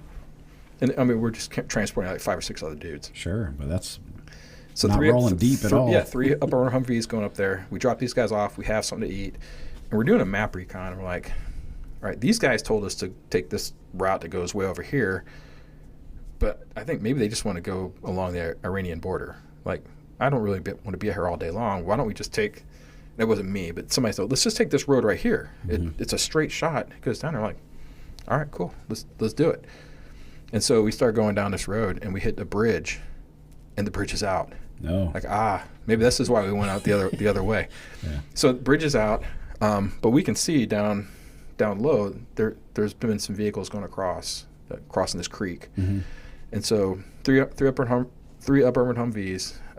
Greg is in one. Brian, who is our convoy commander for the mission, he's in another, and I'm in the third one. So Greg takes his Humvee down to the creek. He's going to try and cross. And I'm staying up. He goes to I guess it's the east side. I go to the west side, but I don't go down the creek. I stay up high, and I'm just driving along looking for any other possible places to cross. And so I'm driving, and we had like 2 other guys who were walking outside looking. and Brian, the common So commander. you were actually driving, or you had a driver? No, I was driving. Oh. This was before we had. Remember, this particular mission, we were transporting Mid-teams. Americans. Yeah. Okay, gotcha. So we had on the way back. It was basically I had in my truck. It was me. I was driving. We had another guy who was the truck commander, and we had an American gunner, and then we had an interpreter. Okay. And we only had one interpreter in all the vehicles because we weren't expecting any contact with Iraqis. Sure. So I'm driving, and all of a sudden we hear on the radio, Greg is stuck. He took his upper Humvee in there, and he bottomed out in the middle of the creek. We got winches on these things, right? Sure. So Brian's like, I'll go down there with the winch and try and winch him out. So Brian drives down, and we're still rolling slowly up across top. And we're on, the creek is probably 10 meters below us. Oh, So okay. we're up on high above the creek. I'm like, no risk here. The ground outside felt like concrete. Mm-hmm. That's like 32 feet to everybody who doesn't speak metric. So we're driving along. All of a sudden, I stop, and the instant I stop, the truck just drops a foot. Oh, wow. Clunk. And we basically bottomed out. So the hard concrete sand we were on was only about Just 3 a or 4 crust. inches, and then below it was soft, moist sand. Mm. And at the same instant that happened, Brian got stuck trying to going down to get Greg out. Wonderful. So now all 3 of our Humvees are stuck, and we're in the middle of nowhere. Yeah. And this is like now we're at like noon, and this is August in Iraq. Like 120 it's hot as degrees. hell. And we had some water, but we didn't have that much water, And we're out there digging, and we were digging and digging and digging. Our Blue Force tracker kept going in and out. Oh, no. We had no radio contact with anybody. But I think because of the heat, the Blue Force trackers were overheated, and so we'd be in it, just nothing on our screen. And finally, one time I get the Blue Force tracker, and I'm just praying it works, and all of a sudden it just comes on. I'm like, oh, sweet! Hit the SOS button to let them know, hey, we're out here, and we need some help. And next thing you know, probably about 20 minutes later, I get a call on the radio. So I answer it, and I'm talking. Oh, what was the call signs? I was talking. I can't remember the call signs, but I was talking to 2 F-16s. Oh. So I'm describing the F-16s. So here's where we're at. We have no idea what's around us. We don't know what the threat is. We're stuck. We need somebody to come get us. So the F-16 pilots are talking to us, and they're saying, "Hey, all right, we got you. We're gonna stay overhead as long as we can. We'll even refuel if we have to." And so they did. They stayed overhead. At one point in time, they finally said, "Hey, we can see that your relief column's on the way." I'm like, "Okay, cool." And so we look on Blue Force tracker. Sure enough, there's a column coming, and then and then they take off, and it turns out that column was not a relief column. And then later, but we're on Blue Force tracker now, so now we can email folks, and so we're telling, "Hey, this is what we're at." And then, so now the relief column is launched, but then that relief column had to go back for whatever reason, Sure. and they came back again. In the meantime, a second relief column came up from the south, and this was the Ukrainians. So 4 BTR-60s pull up on the other side of the creek, Mm-hmm. and so they go down and they hook up on winch and they pull Greg out to the other side. And by this time, like just the instant that these guys show up, I got my truck out and back over into the hardball, and Brian got his truck out and back over to the hardball. So we're up on the road. Yeah. We're good. But the Ukrainians are like, "Well, just drive down into the creeks. We'll just pull you across." We're like, "Nah, I think we'll pass." You don't know what's going to happen. Sure. Something's going to break or Right. whatnot. And so they took off with Greg, and we started to go back north, like we're going to go back up to KMTB and then come back around the Iranian border. Mm-hmm. And as we start to pull away to go north, our relief column finally shows up from the north. Oh. Which was good because we were completely out of water at this Yeah. point. These guys pulled up with like 2 giant coolers full of Gatorade and water and all that. Hell And yeah. I think it was the 278th, the Cav regiment out of North Carolina Cav regiment okay. or not North Carolina, Tennessee Cav regiment. Tennessee National Guard. Yeah, those guys. Mm-hmm. They're the ones that showed up. Cool. But that was awesome. We got all this Gatorade. And so then we go back around, all the way around. We go to link-up point with Greg, but he's not there. So we park there. We wait like an hour. I'm like, well, where the hell is he? Like, he should have been here a long time ago. Anyway, He's the partying. Ukrainians didn't want to wait because it was starting to get dark. Oh. And so they took off back to their base. So we went on down to the base where they're at, which is Delta Base. It's not near our base. We find Greg, get him, and then drive back into our base. We were out there on that mission for more than 24 hours. That was like the longest day in the heat. We were done. We were smoked. That was terrible. Just to drop some guys off. Yeah. So we're sitting at hour 25 now. What else you got, Dave? Well, if you want, I can go into my really famous war story. All right. The one that I used as part of my PTSD trauma recovery program. Okay. Let's do it. All right. Do you want to take a break first, or No, go ahead. all right? So this would have been early March of 2005. So on the MIT team, and we're still forming the regiment. All our equipment was, the trucks we were going to be driving was up at Taji. We're down at Numania. And so one of our missions for this particular mission, we were going to go up to Taji, pick up like 10 trucks. We were going to transport some Iraqi drivers and truck commanders, pick up 10 trucks, and then bring them back the next day. So we're going to drive up kind of like evening hours, get in there, get the trucks inventoried and all that, and get them staged, ready to go, and then come back the next day. And so we get up there, and whenever we plan this trip, we always plan it for like 8 hours because you never know what's going to happen. And for whatever reason, this was the one day that we got up there in 4 hours. But nothing stalled us along the way. Because usually you have something break down, Iraqi truck will break down, you got to figure it out and all that. But we get up there in like 4 hours. And so we get over to the yard to draw the equipment. And we draw the equipment. It's perfect. We have everything staged. We tell the Iraqis to do some PMCS on these things, let's make sure they work. And then we'll go bed down, and then we'll take these back down to Numania the next day. Mm-hmm. Well, one of the guys on our team, and I can't remember who it was, had suggested, well, let's just go ahead and get these things and go back down tonight. I don't want to spend the night up here at this base because we had to sleep over on the Iraqi side, and it's not the best place. Mm-hmm. And everybody on the team was like, yeah, let's do it. But I was like, I don't think it's a good idea. But I didn't say anything. No. It's in my mind. I'm like, I don't think this is a good idea. Yeah. We already came up here. These guys have been awake all day. We got up here fast. And we got the equipment, and you're still stressed. Everything's good, but it's like I just don't think it's a good idea. We should stick to the original plan. But I didn't say anything. I wasn't in command of the convoy, but I didn't say anything. And so we get everything staged. Ultimately, we agreed that's what we're going to do. We get everything staged, and we start to go out the gate. And almost as soon as we're rolling out the gate, one of the Iraqi trucks breaks down. I'm like, yeah, great. And I'm driving a Humvee. We have 3 up-armored Humvees. I'm driving one. I'm in the middle. Brian's the convoy commander for this mission, so he's in the truck commander seat. And we got an Iraqi gunner, Iraqi officer, and an interpreter. That's our standard setup initially. Mm-hmm. So right out the bat, one of the vehicles breaks down. It's one of the ones behind us. All right, great. So we kind of pause the convoy a little bit while they figure out what's going on. They get that truck going, and we start rolling out again. And almost immediately, another truck breaks down. Like, all right, now what? All right, so we stop again, get everything going, and they get that truck moving again. So now we've had 2 Next thing you know, I swear to God, we have a 3rd truck break down. We haven't gone 10 miles yet even. Oh, man. We've already had 3 trucks break down. Yeah. And at this point in time, I'm telling Brian, Brian, we need to go back to the base. Yeah. This is not good. I don't think the Iraqis PMCS the vehicles the way they should, but we probably need to take a look at these vehicles, find out what's going on with them. These are like all M35A2, old trucks. Like deuce and a half. Yeah, no armor on them. Yeah.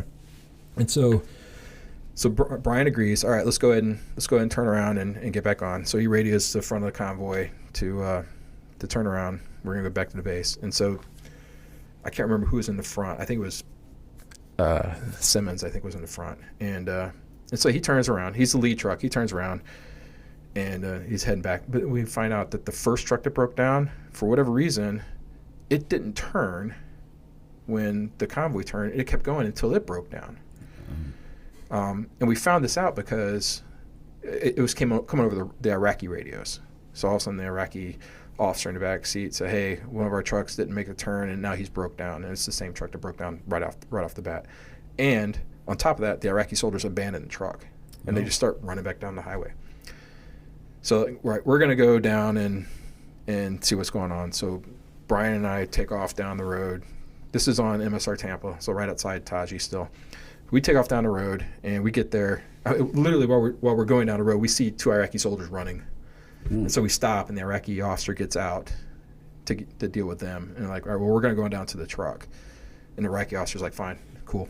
He'll figure it out. So we go down to the truck. We get down there. And so now at this point, it's me, Brian, who's the convoy commander, Iraqi gunner, and an interpreter. And so we hop out. I get out. I'm like pulling security on the other side of the interstate highway. Mm-hmm. And Brian's on the radio, and I tell the interpreter, grab that AK, and I need you to pull security this way. You know, he goes, who, me? I'm like, yeah, you. You know, and then we got our gunner up on top. And then Greg comes down with his Humvee to, he's going to try and get this thing started. So he's going to work on it. And he actually does get the truck started, and he starts driving it back. And all of a sudden, at that instant, everything just kind of blows up. All of a sudden, there's explosions, small arms fire, all back up down the length of the convoy. And I'm outside watching this like, holy crap. Mm. You know, and I'm not going to lie, I was scared as hell because I'm outside my Humvee. Yeah. I've got Iraqi traffic stopped in front of me because they're in the northbound lanes going that way. We're still in the southbound lane facing the direction we're going to go. Yeah. And but Greg's got the truck moving, the disabled truck. He starts driving up the southbound lanes. And so, like, shit. So go over, jump in the Humvee, turn around, and start driving back up on the southbound lanes. And at this point in time, as soon as everything started going off, all the traffic that was stopped, they start seeing all the tracers and explosions. They turn around, they just took off. And so we start going back up the southbound lanes. And we go maybe a quarter mile, and we see one of our trucks on the side of the road. And it's, no, not really on the side, it's in the middle of the road. But it's stopped. There's fluids coming out of it. And I'm like, oh, shit.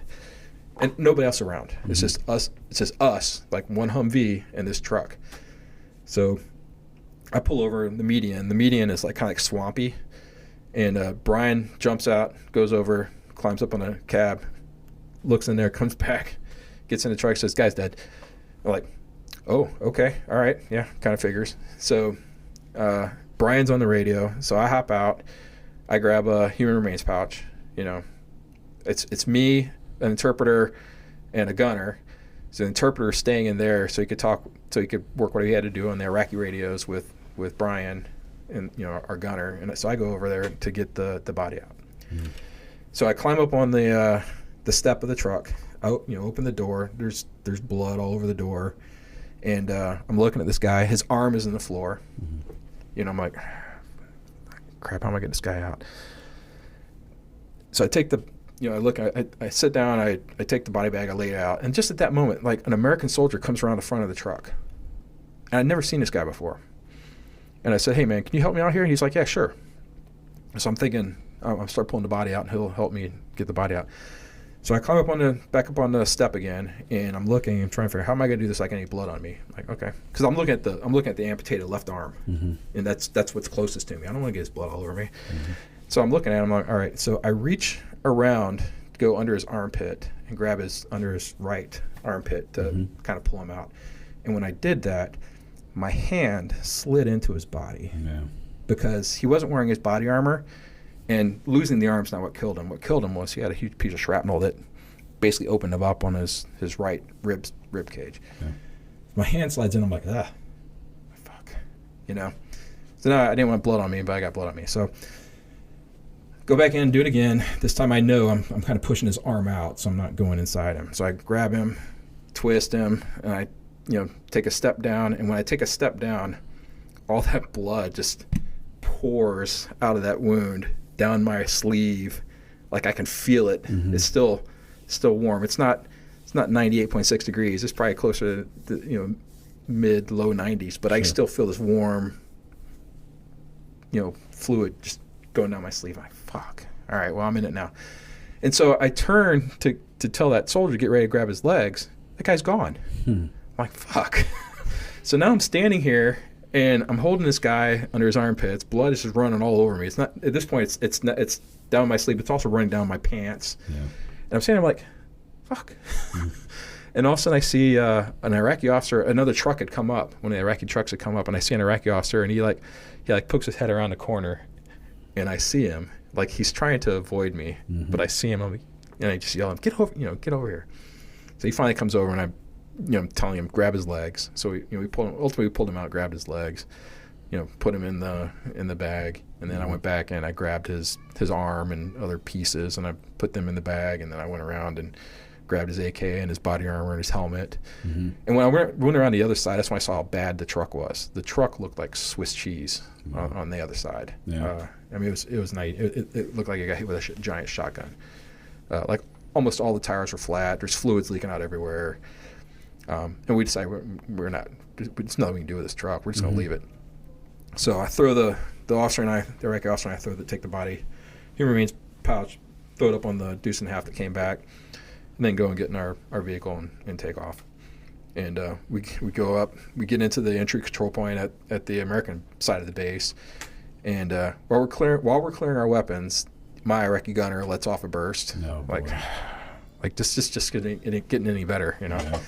And I mean, ultimately, this is what led to the story the last time where I, the whole inshallah and body armor story, and threw it on the commander's desk and all that. But that was the story, all right? Mm-hmm. And I will tell you, before I did the trauma recovery program, I could not get through that story. Yeah. Like, I could not get through that story at all.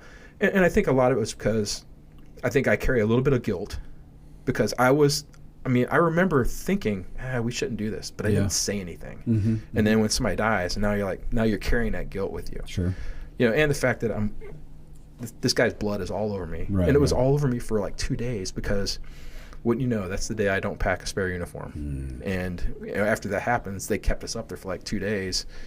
So I'm going to a dining facility, and I'm dried blood all over me. Damn. I remember going in there, and some sergeant major saw me and makes this beeline right for me. Mm-hmm. And then I think when he got it to me and he saw my face, I think he was like, maybe not today. And then he turned around and walked off. But I know what he's going to say. He's going to say, you need to change your uniform. Yeah, I'd love to. I don't have a spare. But that was that story. And I remember it impacted me very, very hard that first night, because again, the guilt had crept into the whole thing. Sure. Yeah. This was a guy I knew. And I knew enough about him. He had 7 kids. I mean, I knew enough about this guy that I knew who he was, and I knew what was going on. But he had served as a gunner on our trucks before. Mm-hmm. But I remember being so guilt and being pissed that he wasn't wearing his body armor, he wasn't wearing his helmet. Because I also viewed that as a leadership failure. Yeah, it was a leadership failure on Iraqi small unit leader part, but it was also ours, because we didn't, in our haste to get this thing going, we didn't do the things that we would normally do to make sure everything's ready, everybody's good to go. We just didn't. So I felt like it was a complete failure on our part. And then, that whole sensation of going through that experience, right? And then I remember, and this is where I was having more problems with PTSD later, is maybe 6 months, fast forward 6 months, and we're on a mission. We're transporting an Iraqi battalion from Numania out to Ramadi. And along the way on MSR Tampa, probably somewhere around the Iskandaria area, we stopped to take a break, let the Iraqi soldiers get out, piss, whatever. And during that instant, all of a sudden, we got lit up. Somebody started shooting RPGs, and there was another convoy that was kind of going past us. And one of their vehicles got hit with an IED, And so, when everything's died down, it's no more shooting anymore. I think the bad guys got surprised that they lit up. They tried to attack an Iraqi infantry battalion, because all of a sudden you got, 800 AK-47s shooting at you, right. And some PKMs and all that. But I go over to the truck that is that's been hit. Again, I climb up in there. I see the driver's dead. And then this is a separate convoy, though. Mm-hmm. And then another Humvee starts coming up, American Humvee. These were the guys, they were the convoy escorts. He comes up, and this specialist gets out, comes over to me, and he climbs up and he looks, and I'm like, yeah, the guy's dead. And I remember looking at the specialist, and I'm like, hey, have you ever done this before? And he's like, no. I mean, I could tell this is his first time seeing something like this. Mm-hmm. But I remember being so cold and unfeeling and uncaring in that instance. Mm-hmm. And I said, hey, I'll get you a human remains pouch. Because I'd asked him if he had one. He said he didn't. I'm like, I'll get you one. I went and got one. I came back over. I threw it at him. I'm like, all right, man, it's all yours. I was completely cold about the whole thing, because that's how I was. That's the point that I got to, where I was dealing with death. I had no shutting it off. I had no emotion for what this kid was going through. Yeah. And it took me a while to realize. I was much later before I put those things together and realized that I treated this specialist like that, where I just, hey man, this is your problem. It's not mine. I'm not helping you. Here's a body bag. You do your thing. I'm out. And that's another thing I felt kind of guilty about, is like, I've been through that. Yeah.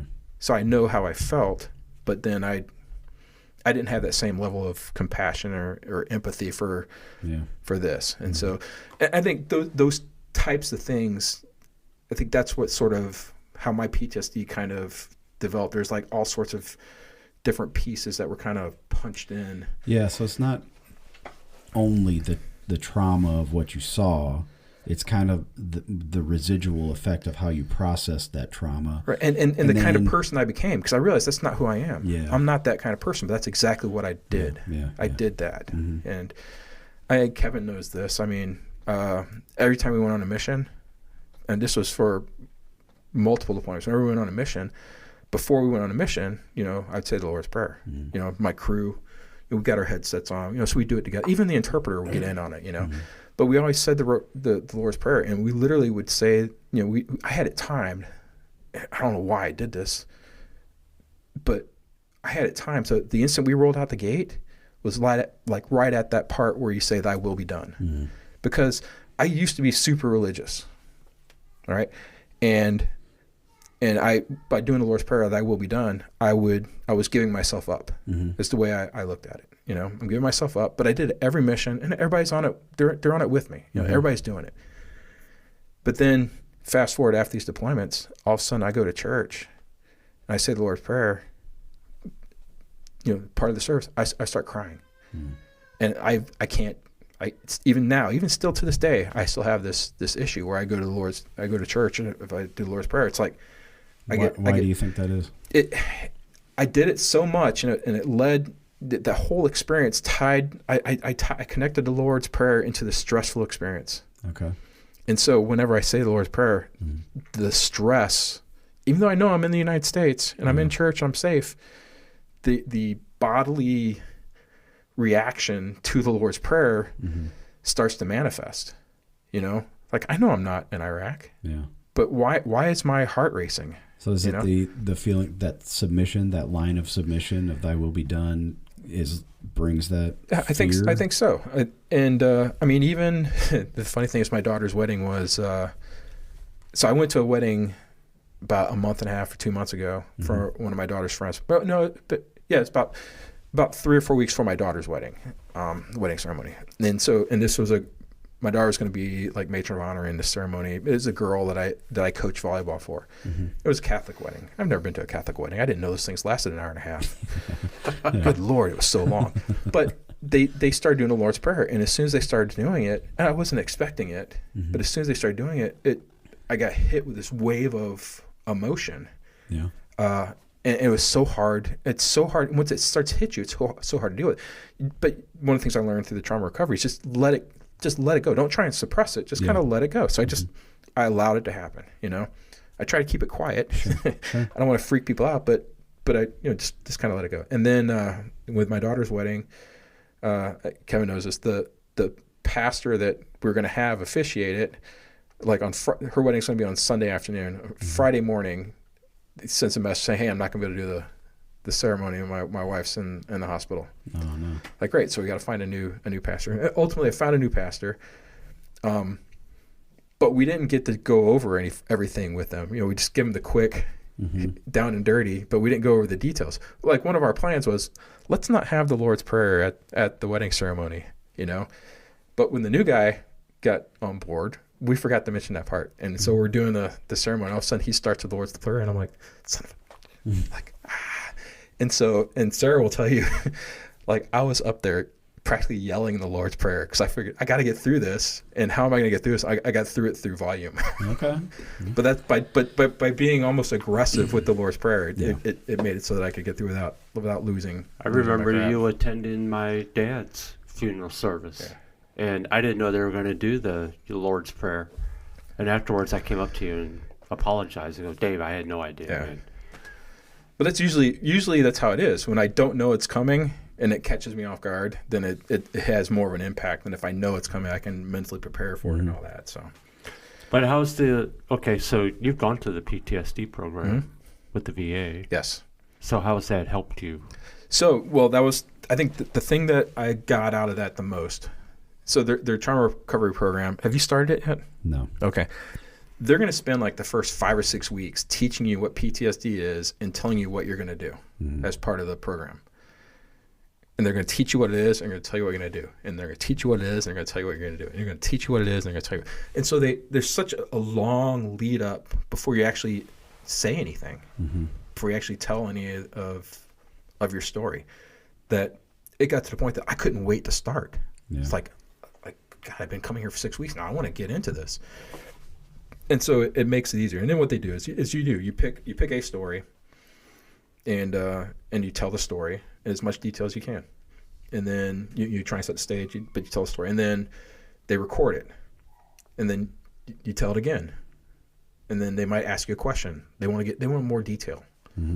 So like they'll ask, so what was the temperature like? So they'll start asking you questions that you don't even think about. So what could you see? Were there any buildings around? What did those buildings look like? And then, but they're recording it every time. And then after the session, before you go to your next session, you're supposed to listen to your recording. And then you do that again, and you do it again, and you do it again. And every time they talk to you, they ask you something else. And before long, you're telling the story, and the emotional aspect has kind of like started to fade away. Because like if I told that story, the one I just told you about, sliding my hand into his body, I've been crying. Like the first time I told it at the trauma recovery, I was like tears running down my face. I think from, again, the associated guilt that I had with the whole thing. And then the thing they tell you is like, hey, look, you didn't kill that soldier. The bad guys did. All right. And that's the thing I think that's the thing that people sometimes have a hard time struggling to understand, is that, I didn't kill that soldier. My soldiers didn't die because of something I did. My soldiers died because they were engaged by the enemy. The enemy killed them, And so that's the other part that they try and loop back in, like, so that you're not, this isn't your fault. But they're trying to frame the memory. They're trying to get the memory right so that you can process the memory. Because they said what's happening is your memories haven't processed fully, because the way they told us to do things, they told us, keep that shit down. Go see a doctor if you need to, but you need to keep that stuff down. Yeah. And so you've got these memories that are just kind of going around, and every once in a while on your timeline, they're gonna hit back up with you again. Yeah. And when you least expect it, something's gonna happen. Usually, it's for me, it's a smell. Yeah. I'll catch an odor of something. Yeah. I mean, death has its unique smell. Yeah. So are you still in the program? No, I'm finished with the program. Okay. Do I still have instances where I have a traumatic moment? Absolutely. But you know how to handle them. Exactly. And so I know now, don't try and suppress it. Just go with it. Let it happen, because it's part of the process, And so I still have them, but the frequency is getting less. The duration is getting less, and the physical response from the trauma is getting less and less. It's like I finally figured out how to process these memories when they pop up. So what they're doing for you would say was successful? Yeah, 100%. So how would you rate it? Would you rate it 100%? Yeah, absolutely. Okay. Good. Good to know. I was talking with somebody recently, and he said something about his nephew has got a lot of problems and all that other stuff. But even this guy started saying, he said something, what was he saying? It was something to the effect of, there's no value in going to get counseling from somebody that hasn't been where you were. And I'm like, no, that's not true at all. Like the guy that I saw, no military experience whatsoever, no trauma. Yeah, they're just, it's similar to anything like what I experienced, but he it's not about what he says. It's not about what he's going to tell me. All he's doing is he's trying to get the things fixed in my head. He doesn't have to have that experience to know all that. And so, and I that's a good point. I said, you need to tell your nephew to go. You don't have to have. The other guy, he used some analogy, but I shut him down. I'm like, I can't remember what the analogy was that he used, but like something to the effect of like, would you want somebody that's not a mechanic working on your car? Like, No. we're talking about two different things here. Yeah, but these people are mechanics. Yeah. It's more like you're working on your own car. No, bro, go to a specialist. So, Do you feel like, David, have you ever thought there was a part of those experiences that you were afraid to let go? Like you didn't want the memories to go away because I don't know how to put it. So I have some things in me where like nobody cared about them. right. Except for me, I felt like. And I don't want those memories to go away because then I don't want to never not care about them anymore. Well, I don't know. I can't speak to that. You know what I mean? You know what I'm saying though? Yeah. Like there's something about it that you just want to hang on to it. Yeah, well, There's something. For me, I hadn't been sharing those things with people. Yeah. You know, like I'd share the fact, oh yeah, this happened, but I wouldn't go into the details. Like I don't know if you knew that when I was pulling the guy out of the truck that my hand slid into his body. I might have let it go in a I drunken didn't know storytelling, you know, but From what you told me before, I did not know that that the arm was separated. yeah, You told me the rest. yeah, okay, but yeah, but there's things. I mean, obviously, those aren't things that I've told my family. Yeah. You know, like, But I'm saying there's how do you like bring it up? Hey, mom, dad, there's we're at kind dinner. of You know, an emotional attachment to it because Yeah. it's been with you for so long. Yeah. That it's like part of you. Do you feel like that's now that it's gone, or is it no, still there? It's still You part of just me, but feel differently about it, or you know how Yeah. to handle it better. I can handle it You better. have the tools. I think the ability to share the story is therapeutic. Yeah. So I can tell people. I'm not just going to throw it out there. You're like, Right. No. you Yeah. know, No. I mean, it's got to come up naturally on its own somehow, some way. There's like but- stuff I've never told my wife. Yeah. You know, and I've started. I saw the therapist at the VA just because they were like, "Hey, man, you should probably go talk to somebody." Yeah. And I couldn't get through the full story. Yeah. I couldn't talk. I was just, and I was. But there's a part of me that's like, I don't want somebody else to have to hear this. Also, because it's horrible. So the thing that led me to go through the VA program is I had like a 2 or 3 month period where I was getting hit with it. I was getting hit with the emotions like almost every day. Yeah. And this was literally the couple months right before I got into the program. But Okay. I was getting hit with these emotions, and I couldn't figure out why.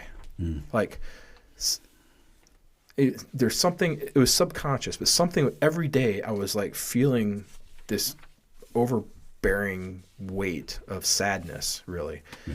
And it took me. It wasn't until I got into the program that I realized what it was that created that 3 month period.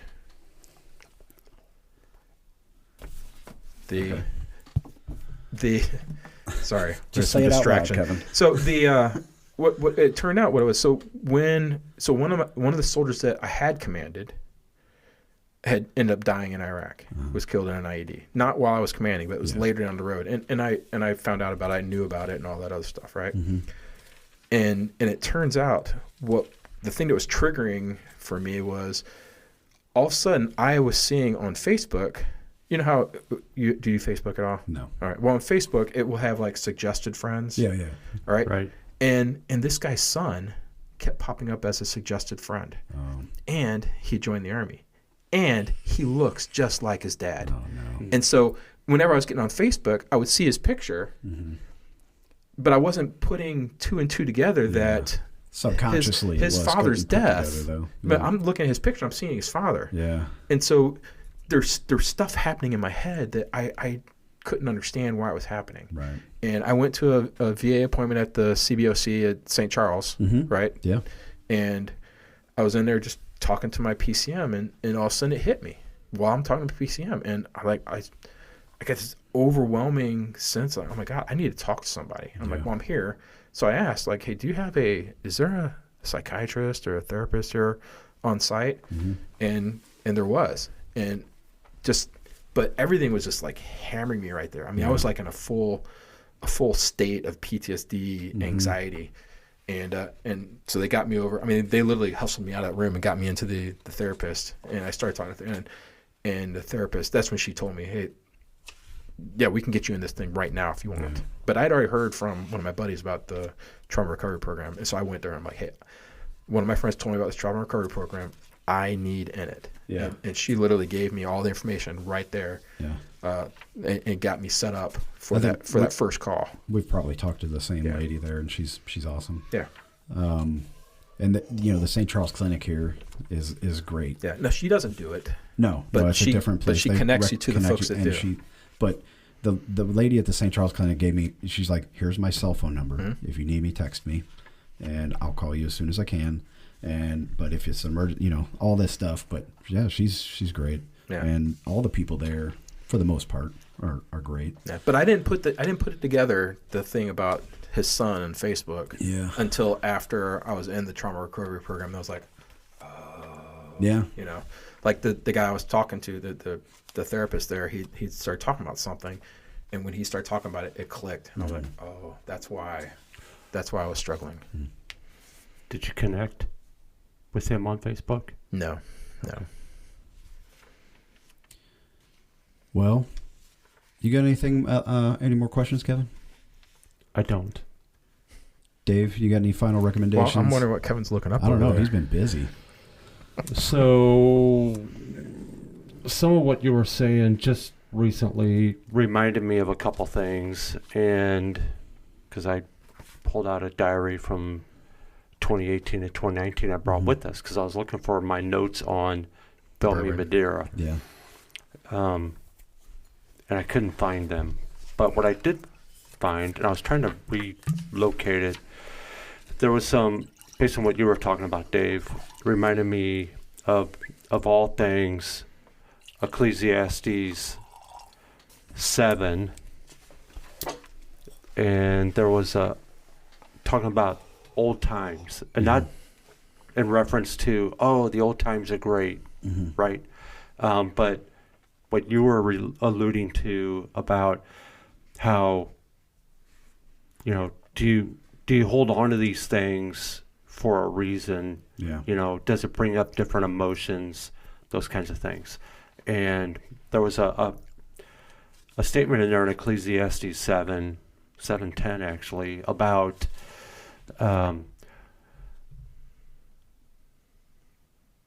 you always coming up and asking, I wish it was like it was the old days.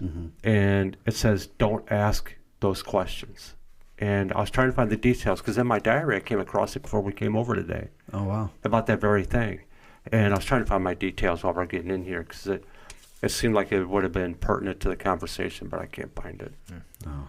And that's okay. Well, we could put it with the Facebook post or something. Yeah. YouTube. So, No, it was the best job I had. And it was the worst job I had. That year in Iraq, it was the best and the worst. So that's kind of the way I describe So my whole real military quick, career. I remember you telling me, I don't know if it was your first or second deployment. I think it was your first, or your first in Iraq, not Afghanistan. You redeployed home, and you talked about the layover in Ireland, I think, or Scotland, somewhere up there in Ireland. northern England. Ireland. How you were able to get off the plane and go to a local pub. Oh yeah, that was this deployment. It was the third deployment. Okay. Tell me about that. So General Order Number 1 Alpha said no drinking alcohol. Like Right. from the time you left your fort, Campbell, bait, post, whatever. From the time you left your unit until you return back, you're not supposed to drink any alcohol. Yeah. And on the way back from that deployment where I was with the advisory team, we're on a plane and we landed in Shannon, Ireland, and the flight commander, there's always an officer that's designated as commander of the flight. Yeah. Flight commander is like an 06, like reservist, whatever. And he gets on when we land. He gets on the PA on the phone on the plane, and he says, "All right, guys, listen. I know General Order 1 Alpha says no alcohol till you get back, but they have a pub here in the airport. They've got it open. You can all have one beer." Yeah. He's like, whatever you guys do not embarrass me. Do not screw this up for everybody else. But you can have one beer. And we're like, I'm getting a beer. And so we went to the little pub there, and Guinness. We got a pint of Guinness, and it was the best beer I've ever had in my life. It was awesome. I bet that felt like a blowing off some steam. Huh? Yeah. And then we got back on the plane, flew back home. Cool. But that was great. It was great that guy said, let's just do this. Some of the stuff doesn't make sense. We're almost home. Right. That was a short story, what you just said, or just a couple short sentences. But I have an email in which you completely described that experience. I still have that email. Yeah. What did I say? Well, I don't remember. I got to dig it out. I got a footlocker full of stuff. But I saved our emails. Yeah. So, if you want to dig into it, I still say you should write a book about your Iraq experience or War on Terror. Maybe. Yeah. So, what's next, Dave? So we're now, 20... How many years past the invasion of Iraq? 23 years almost? 22, yeah. 22. Almost, next spring will be 23. Yep. We're at a point now. Started in 2003. If you look back, like when we were kids, Vietnam was like 20 years back, Or less. Yeah. So, back in hindsight, I want to ask, I like to ask all these veterans, like, looking back now, how do you feel about your experience? How do you feel about your participation in the global war on terror? And do you think it was all worth it? Like, what do you think, man? It's a loaded question. Yeah, for sure. Ultimately, I think Iraq is going to be fine. I believe that. I don't know about Afghanistan. So I question whether Afghanistan is worth it. I just have this feeling we're going to be back in there again. Yeah. Really? Yeah. They just had an earthquake yesterday. Yeah, I know. Yeah. But I'm Killed telling you, 800. The Taliban go rescue a bunch of people. But I'm telling you, with our helicopters. I'm telling you, there's going to be some lunatic is going to. I think the Chinese are next in Afghanistan. Yeah, I think so. Or maybe they're already working with the Afghan government. Yeah, trying to get mineral rights and stuff. I think they're going to be the next in there, and they're going to have the same thing as the British, the Russians, the Americans, the Indians, and that'll be their downfall. Yeah. As far as my experience, I can't change anything about it. So, speculating, would you do it all over again? Probably. Yeah, probably. I mean, I can't change what happened. No. It's happened. It's dead. It's done. It's over with. Yeah. It's part of who I am now. For better or for worse. It's yeah, I guess what really there's a lot of good stuff. There's a lot of great memories I got from it, but there's some pretty sour ones. Yeah. I would say the great memories far outweigh the sour ones. Okay. So, it's something that I did. It's part of who I am now. Yeah. So I can't change it. I'm not gonna lament about it. Like, if I could do this over again, I would, or I would do this, or I wouldn't do this. I mean, you can't change that stuff. So that's the thing about being a veteran. It doesn't matter if you were in a deployment environment or combat or not, or if you just served, your 4 years and out. Yeah. Every single veteran will tell you that, well, that was a part of my time, and it's a part of who I am. Yeah. And you know what? No matter how bad it was, I was still glad I did it. Yeah. I've never had someone say to me, I hated it so much I wish I never joined. I've never had anybody say that to me. Oh, I've heard that, but I always tell people it's the best worst time I've ever had in my life. Or is it the worst best time? The worst best time. Yeah. So I was like, a lot of really shitty experiences, but looking back on them, I look on them fondly. Yeah, but it's peppered with shitty experiences, right? Yeah. Right. Yeah. But you know what? Civilian careers are peppered with shitty experiences. Right. So it's. I think there's more. Yeah, I think so. Yeah, honestly. And you're with a lot of people you don't even like. Yeah, right. Exactly. They don't, and that's the thing that they don't get. They don't get the camaraderie of having gone through this. Right. This shared. Suffering. Yeah, exactly. Right, because on the civilian side, someone doesn't like what they're doing. They're just like, I'm out. Yeah, quit. Yeah, and it was somewhere else. In the Army, it's not as easy to say, I quit. Yeah, when we were a drill sergeant, we tell the privates, the quickest way you can get out of here is through graduation. And if you don't graduate, you're going to be here a lot longer. Yeah, and it's a very small environment. No matter what nobody ever believes. We're all over the place. Or they read what's on this card. I want to kill myself. Right. That'll get you out of here quick. No. You'll just be watched all the time. What else we got, guys? I think that was a good answer, Dave. And I appreciate I appreciate that you think that was a good answer. Well, I asked the question, so I get to judge. Yeah. No, I appreciate it. Yeah. You know what?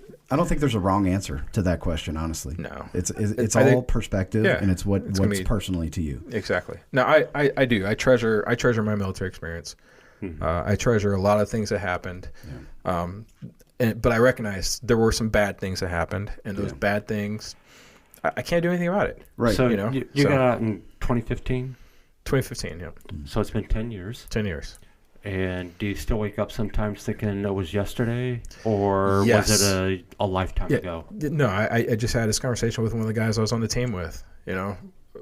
It's like it's hard to believe that it was 20 years ago, because this deployment was 2005. Yeah. I mean, so we're at the 20-year mark for this one, and it's hard to believe that was 20 years ago. Does that make you look? It feels like it was just last year. Yeah, I look like 20 years in the future. That's going to go by in a flash. Yeah. Because 20 years ago was just yesterday. Yeah. So, dude, I need to start living. Well, I asked that question. I've been out of the Army for 20 years. Yeah. I got out in 2004.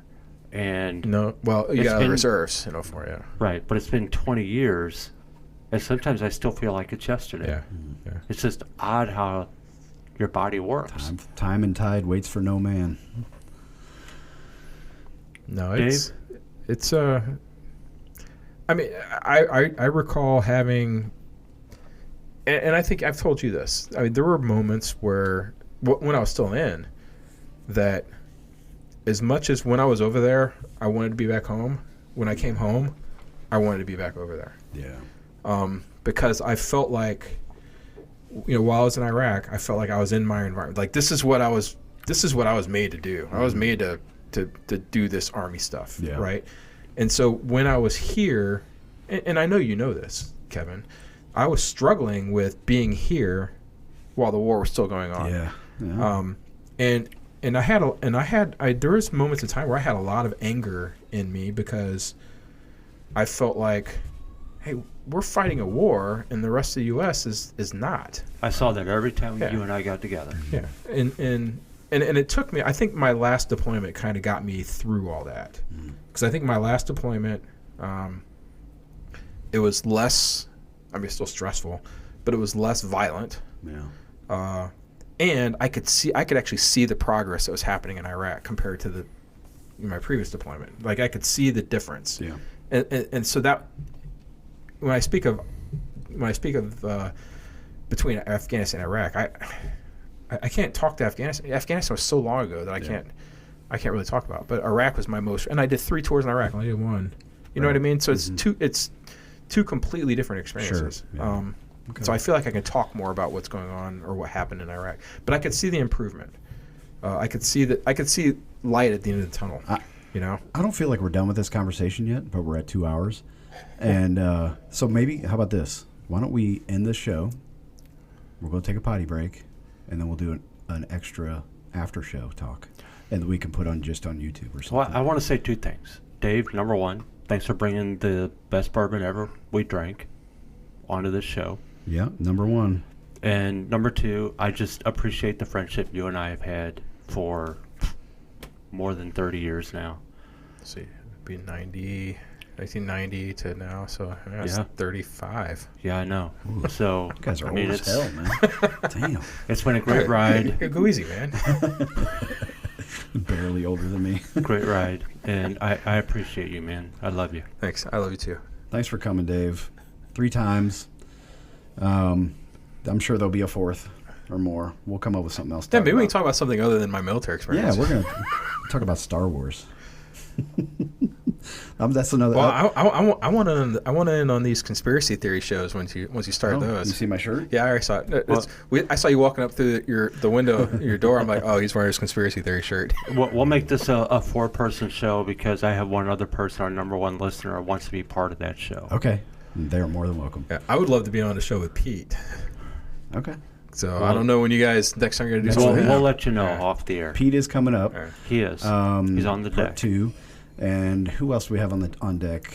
A few other special folks. Yeah, we got a couple others that we're going to work in. Yeah. Okay. It'll be October by the time we get to them. Right, because we have to do our Katy Trail show. Yeah. We have our Katy Trail expedition coming up, and which is going to be super fun. We're going to try to record a little bit on the trail. Yeah. And so we'll put out some clips from there. I'm sure there'll be some funny stuff to happen. Right. Is it going to sound like this? We're going to do a little bit of that. I'm dying. Yeah, probably swatting mosquitoes and whatever. I don't know. Trying to avoid snakes laying in the middle of the trail. We saw one on Saturday. The other day we saw a little baby copperhead. It was about 12 inches. Well, remember, you cut off the First front 6 12 inches. and the back 12. You can eat everything in the middle. That's right. Or 60. Kevin, how can people get a hold of us? You can reach us through our Facebook page at the Headspace and Tasting Podcast. Mm-hmm. And that's where we do most of our communication. Or on YouTube and Instagram and X. Instagram? Oh, I forgot we had an Instagram. We're on Instagram. And on Spotify, which is where we post our shows. The Headspace and Tasting Podcast, all of them. And according to Matt, not the word and, but ampersand. There you go. Which is the and symbol for all you millennials and Gen Zers who don't know what that is. Intelligent people. Right. Have you guys ever thought about incorporating any video into this and sharing video? Maybe in the future, but not yet. We'll see. I'm not a fan of putting my face on video. Yeah. Because it's half a face. I gotta make like this weird mirror image. Maybe we can do like an AI generated off to the side. Something. But if you want to donate a bottle, have a concept for a show you want us to talk about, and you want to join the show, you have something to say, you can email us at showmemk@gmail.com. And we appreciate all the comments, like, share, subscribes. Thank you very much. Appreciate all you listeners out there. And remember, I will go with you to the death. Peace out.